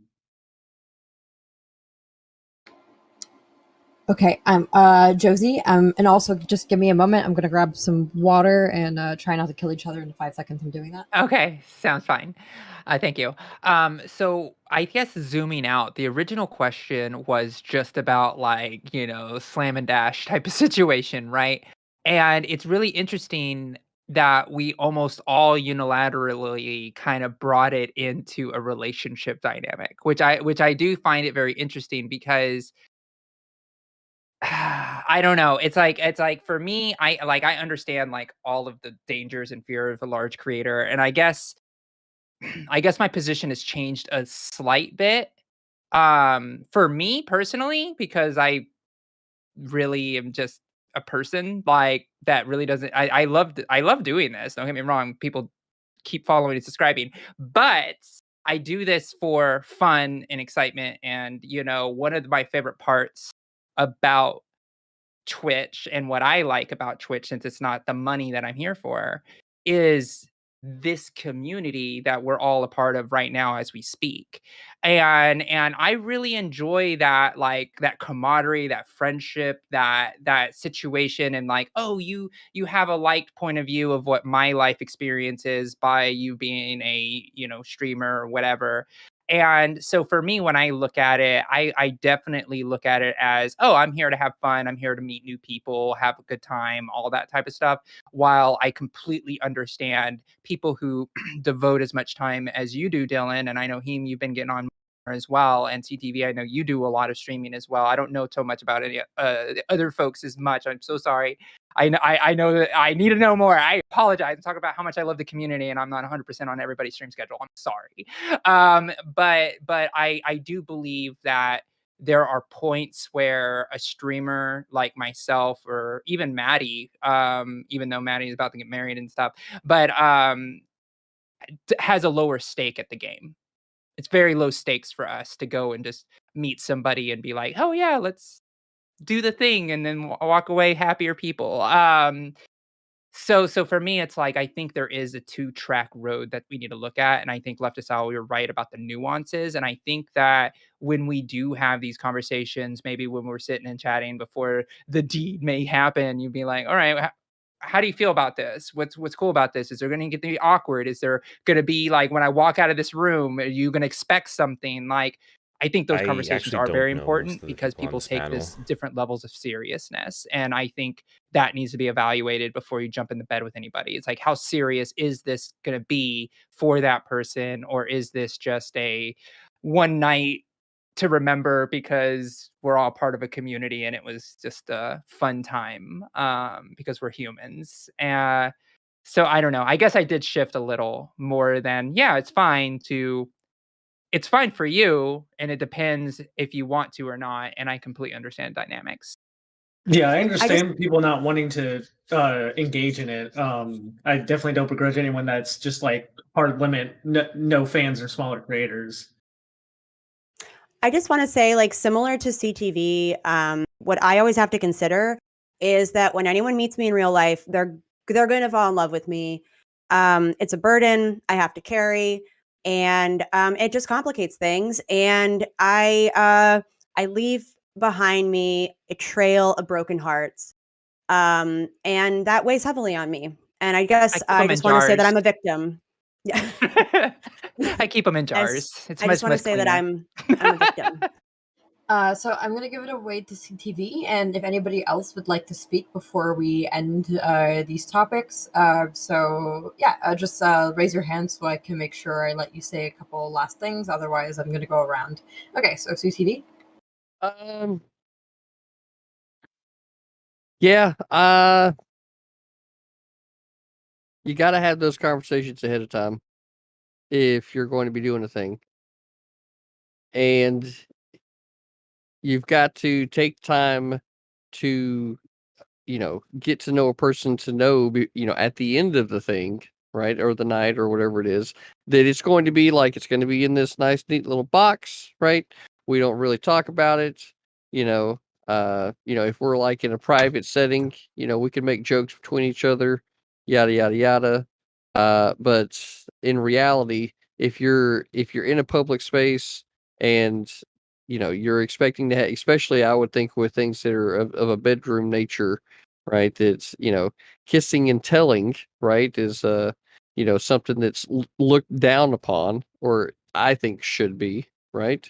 So, you know, it's, it's all whether or not you can have that conversation and the other person can receive the conversation in the same way. And you have to understand that as soon as you commit to the deed and you do the deed, it's already happened. So that's why you need to make sure, just like with anything else, that have the conversations, be responsible about it, and then both parties walk away understanding what the dynamic is moving forward. Because you don't want the other person sitting there. Maybe they're dealing with some other thought in their head as a result of the thing, and then try to put that back onto you. It's like, nah, I mean, we talked about this. You know what I mean? So at least in that way, if the person, if they say got with you to begin with because they cared about you any little bit, and I mean like as a person, not as the content creator, but as the person, then there should be that level of, what, that conversation was had. We're going to put this thing over here, and I'm just going to have to deal with what it is that I'm feeling, and maybe talk to them when I can, to maybe kind of work this out in my head, but be responsible about it and not let it consume all of your thoughts and then drive you, to stalking action or anything like that. You just you gotta understand you're in love with me, right? And you can't have all of my time. Okay. I've got other things that I got to do than to worry about pleasing you. Okay. Sometimes I need to get pleased, right? And that's just how it is. Okay. Okay, so then it seems like we can just go around and check out and see how people have moved. So I'm going to start with name. Has your position been changed? And if not, why not, etc. Not particularly. Though right now I'm like toying with this idea. I don't know what the opinions around here are about sex work. I don't have an issue with it, but now I'm wondering, like, would you consider it sex work if someone slept with a much bigger streamer in exchange for, say, like getting plugged for 3 hours for 2 weeks? Like that would be really like that would be really weird, right? But then you could argue like it's consent and everything. I don't know. Like if everything was above board and decided and contracted. So I got one question. Yeah. If you're getting plugged that long, how much lubrication are you going to need? True. The question that everybody wants to know. That's right. Are you gonna As answer it or what? We're waiting. As much makes you happy, CTV. Yeah. So in name, I got a question for you on that one, Yeah. because like, are you literally saying like somebody writes a contract out and says I want this much hour on your stream if I sleep with you? Because Yeah. I guess if you're gonna be imagining that kind of hypothetical, yeah. That would be I weird, mean, I think right? that's fine. Like- It's very transactional, but I think it's okay. Or even if I you think- said to the streamer, "I'm gonna sleep with you," and then I'm gonna raid you, and then they're like, "Okay, fine, I guess." Like if you're But- upfront about it, maybe, you know. Yeah, I don't know, everything's are we upfront. I like a lot of sex work, you know, to be legal has to be licensed in some way and certain things. So a lot of times, like, it also depends on region and how like goods and services are traded for sex versus like monetary value. I think it would be a horrible idea, and I don't Yeah. think any at least in my opinion, any sex workers that I know would want the cash, baby. Give me that cash. Yeah, you like can't we're- feed your kids on viewership. yeah, like it seems like that if you're just gonna do it, just be upfront about it and try not to be cagey about influence peddling Yeah. for Mhm. sex. That's weird. Yeah, if you're going to do it, you'll make get a sure lot you of give. exposure. Well, if you're going to do it, you make sure you give them every inch, right? Don't fucking hold back. Go balls deep with it, right? And give them what they fucking need, okay? You just got to. Don't fucking hold back. I appreciate mean, the I mean, quality yeah. assurance. Put this panel on YouTube. I'm gonna title it "CTV Gets Horny." That's gonna Yeah. be the title. But you know, I feel like Evergreen. CTV is Evergreen. trying to be like the quality control of sex work for Twitch views. I don't know what this is anymore. Yeah, CTV's sex tip of the day is go balls deep. Mm. Every Okay. time. Every time. Let's This would start be a back good up place with to end it. Yeah. let's start back up with the closing. Yeah, okay, sorry. We've so reached the climax. no, you're all good. You're all good. It's God just damn my cousin came in here and said you're ruining our movie night because I'm holding them up. So okay. So the next person is Heem. Was your mind changed? And if not, why not? No, my mind wasn't changed. I think I did a good job of making my points that there's a lot of people out there. Twitch is a very small space, and even if you're going to go into Twitch, the space that you run in is probably a pretty small space. There's tons of other games and categories and people that you can try to connect with and network with. When it comes to sleeping with smaller creators, I think that that incentive of like getting a career boost out of it kind of makes things a little bit muddy and murky for me, and I don't really I think it's good. I think when these kind of relationships or, you know, whatever, sexual or otherwise romantic, when these things between content creators don't work out, they always end up being very messy and very toxic in terms of how they're dealt with in public. I don't think relationships in general should be dealt with in public and for an audience. Yeah, if you're gonna try to get laid, why don't you, I don't know, fucking just say you're a Twitch streamer, but keep it secret until you figure out if the person likes you or not. Otherwise, you don't know if that person has ulterior motives or not. And twitch.tv/Heem. That's the best channel around these places. Yeah, That's I was all. gonna ask. Can you also shout yourself out if that's the only thing that you want to shout out? Yeah. Then you're Well, good. yeah, and I'm on YouTube as well. YouTube.com/C/Heemed. We just passed 10,000 subs, so come through. Perfect. And name. I'm sorry, I didn't mention it prior. Can you please shout yourself out? Yeah, no worries. Name Manon at Twitch, and also got like a YouTube channel and very few subscribers, so you can go check it out. Got memes there. Okay, perfect. Now Maddie.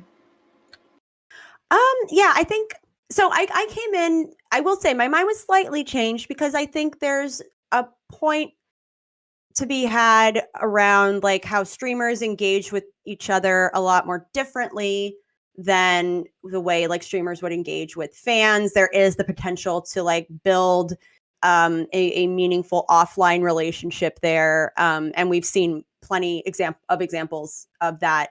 But when it comes to a really large streamer and a really small streamer, I think I still find it really problematic. I think there's still questions on the impact of power dynamic and the way that can cause harm, the way that can lead to manipulation, exploitation.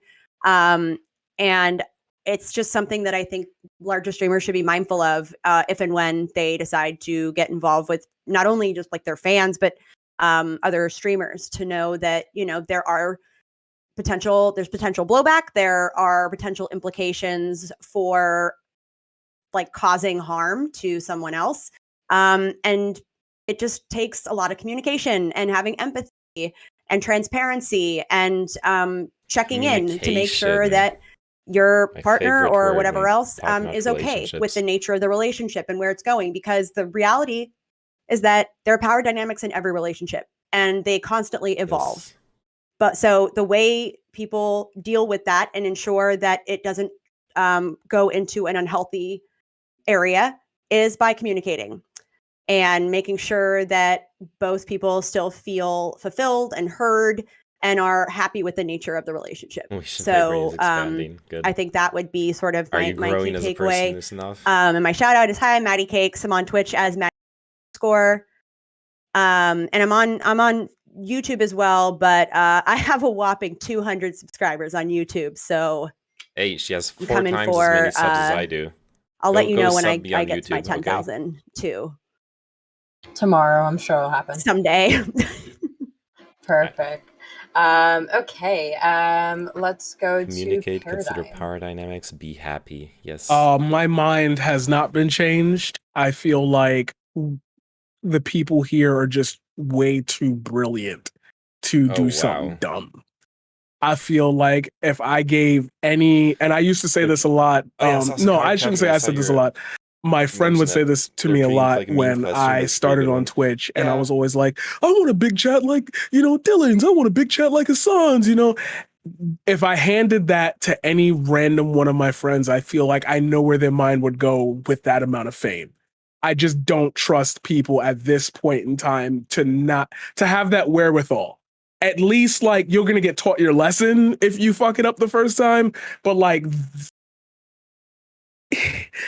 men are dumb. Like I don't know how to tell you, just like they move stupid. So like I can't give you the Gucci bag and the Balenciaga shoes. I just know you're gonna try to flex, and like the flex is the problem, and it kills me because like why are you flexing? Like it's in the realm of everything. Being internet famous is not like all that.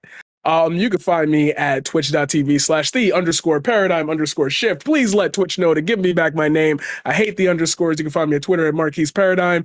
And I will say the only thing that would change my mind is if I got to get a hold of Heem's head. Like that head is just so fucking clean. I would do just palm it like a Spalding, bro. Like Like Michael Jordan at the top of the paint.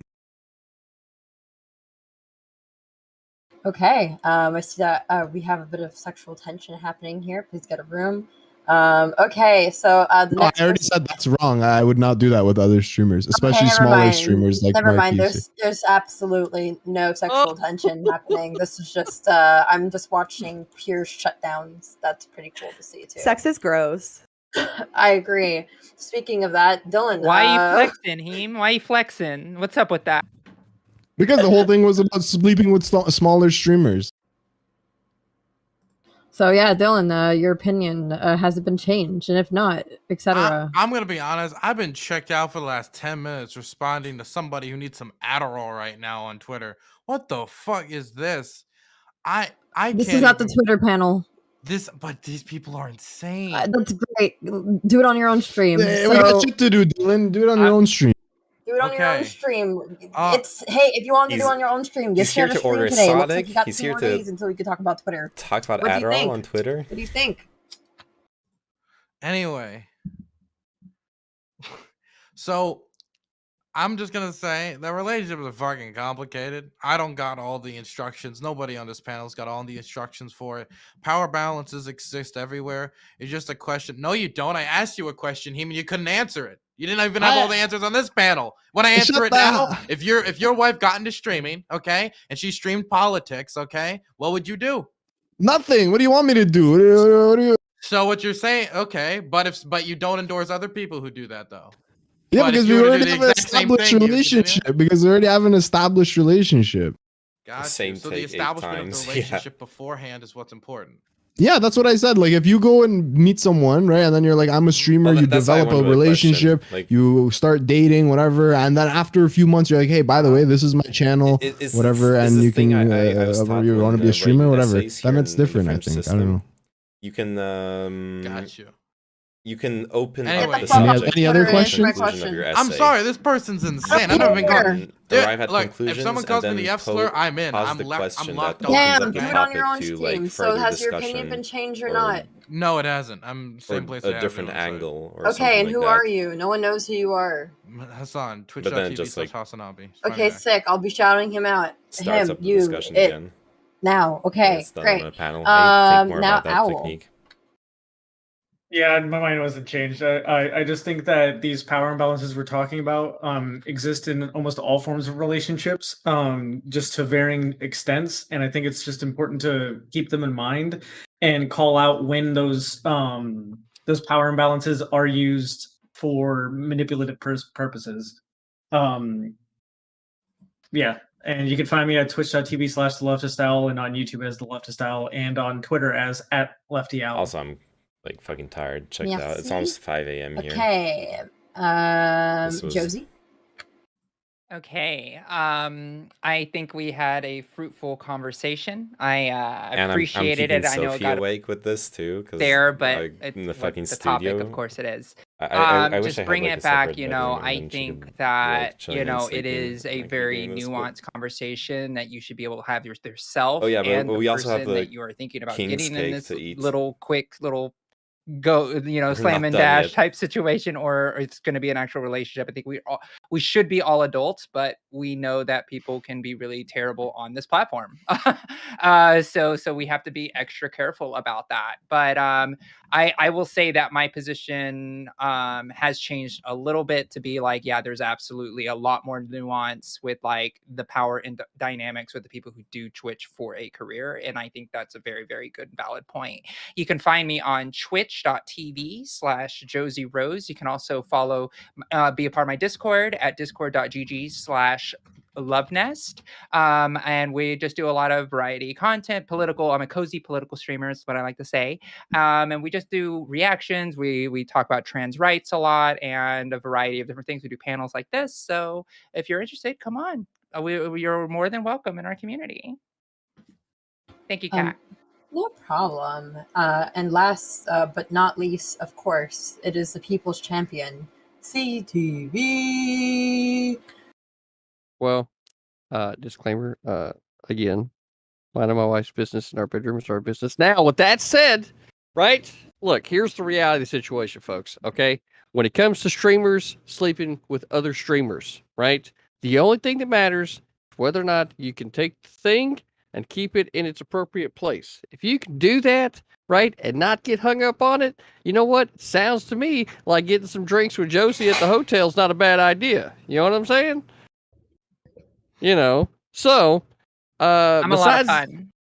you know, Quickly, CTV, mention your dick, give your channel a plug, and let's all get out of here. Come on. All right, well, it's about this. I have a All right, you baby's can, arm attached to my body. Okay, You noted. can find me most days in the Infinity Acre Wood Discord. That's what I facilitate here in the Twitch politics community, as well as the Wolf's Den, where my more specific home community is at inside the Discord. I just started on Wednesday nights. We are doing a show called "Marvel Me with Your Bullshit" or "Be Disconnected." Everyone that hears my voice right now, if you have the ability to turn on your fucking webcam, right, and have a microphone so I can hear you, has the ability to be able to come marvel me with your bullshit, right? So you hop in the waiting room as the room fucking fills up. What I do is 5-10 minutes. You get to come into the room. I throw a poll in the chat, and chat gets to decide to keep or kick you on the spot, right? It ends up being really, really fun and random. I have no idea what the fuck's going to happen. I just put the invites out. So it just ends up being a lot of fun for everybody. Last 2 times that we did it, as a matter of fact, it was born New Year's night. Matter of fact, Dylan was there.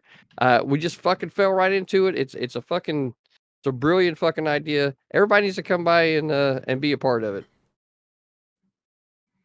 Perfect. So I've shouted you out, and okay, since even though I'm hosting, I am smaller, so I'll use the opportunity. Hello, I'm Kat.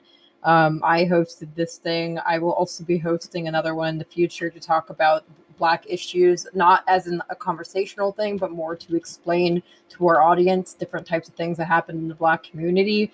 For example, there's a concept in the Black community of good hair. I fucking hate it. So we'll have conversations like that where we explain to our community what good hair means.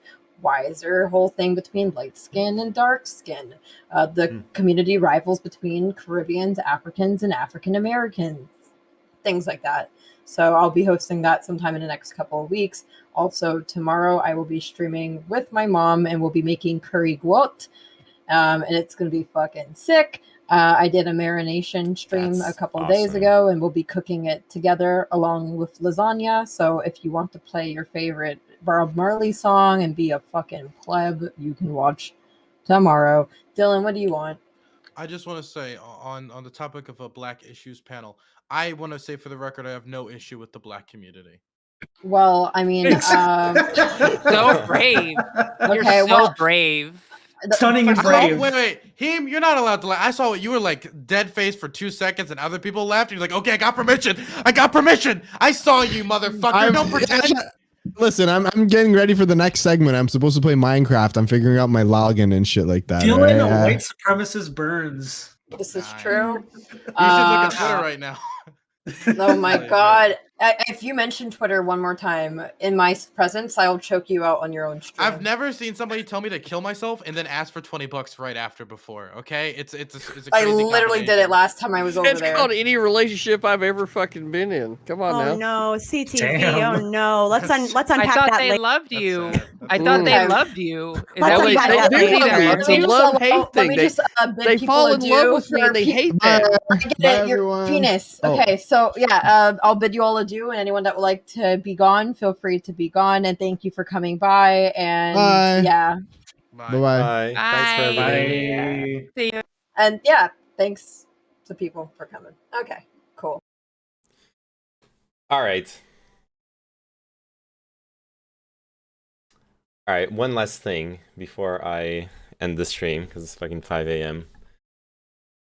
Sophie, you aren't allowed to look. We have a coon cake, a Three Kings cake, that we're gonna eat together. Somewhere inside this cake is a secret little thingy that you like want to get in your side of the cake. I need to go get a second plate, and since I cut the cake in half, and well, Sophie's the youngest people here, a plastic baby Jesus, it's usually like a sort of meme thing. Anyway, let me get a second plate. I'll be right back and finish the explanation.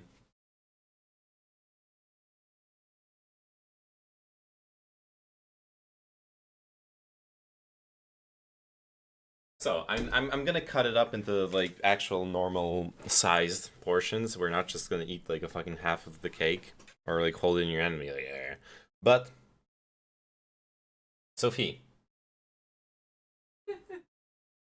this half of the cake, should it go to you or to me?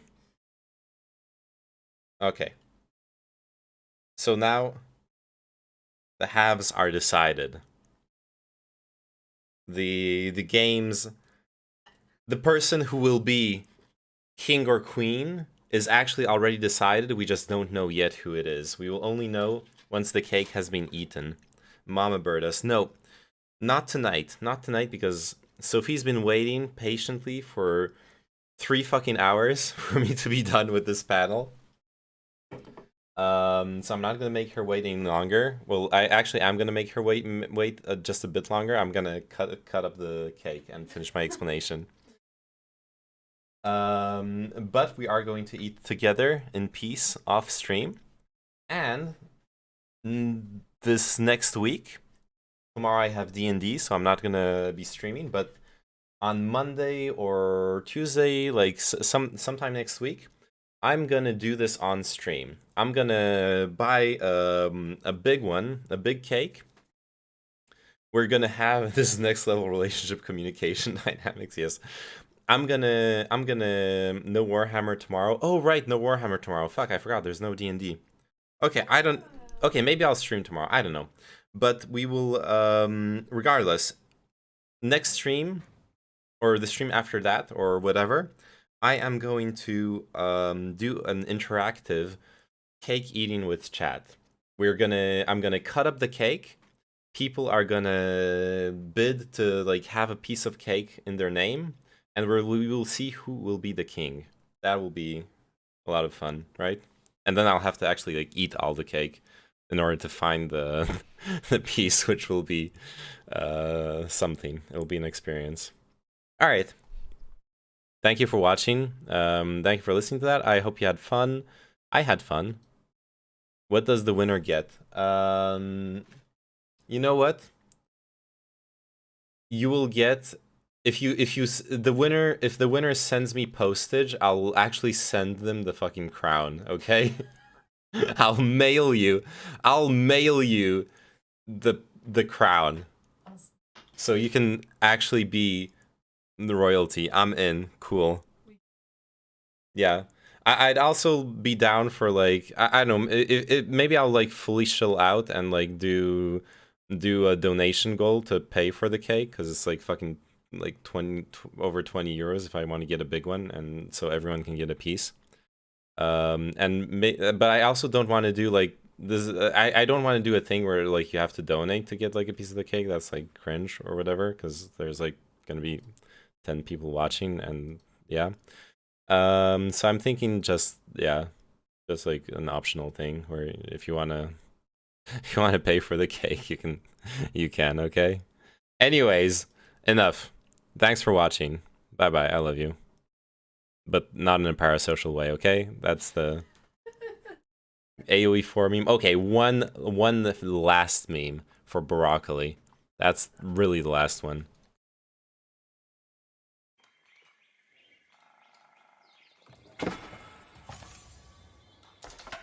Like stun locking. Oh no. Oh, I've seen this shit. Yes. I know exactly what's going to happen. I've seen this shit before.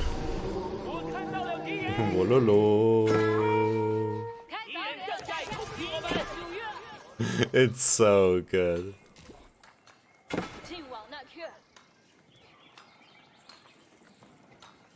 Yeah, like converting villagers is so fucking good. I love you in a parasocial way. Okay, I love you too. This is the most satisfying shit to pull off ever. Yeah, I saw Grubby pull it off in a game once. I was like, holy shit, yeah, this is actually so big-brained. Anyways. Bye-bye. Let's play AoE 4 again, Broccoli, okay? Starting... Well, I still need to finish a Hat in Time. I actually still need to finish a Hat in Time, but let's play AoE 4 next week, okay? I'm down for it. I'll play like... I'll alternate between Hat in Time and AoE 4. I'll calm down on the Phasmophobia a little bit. Anyways.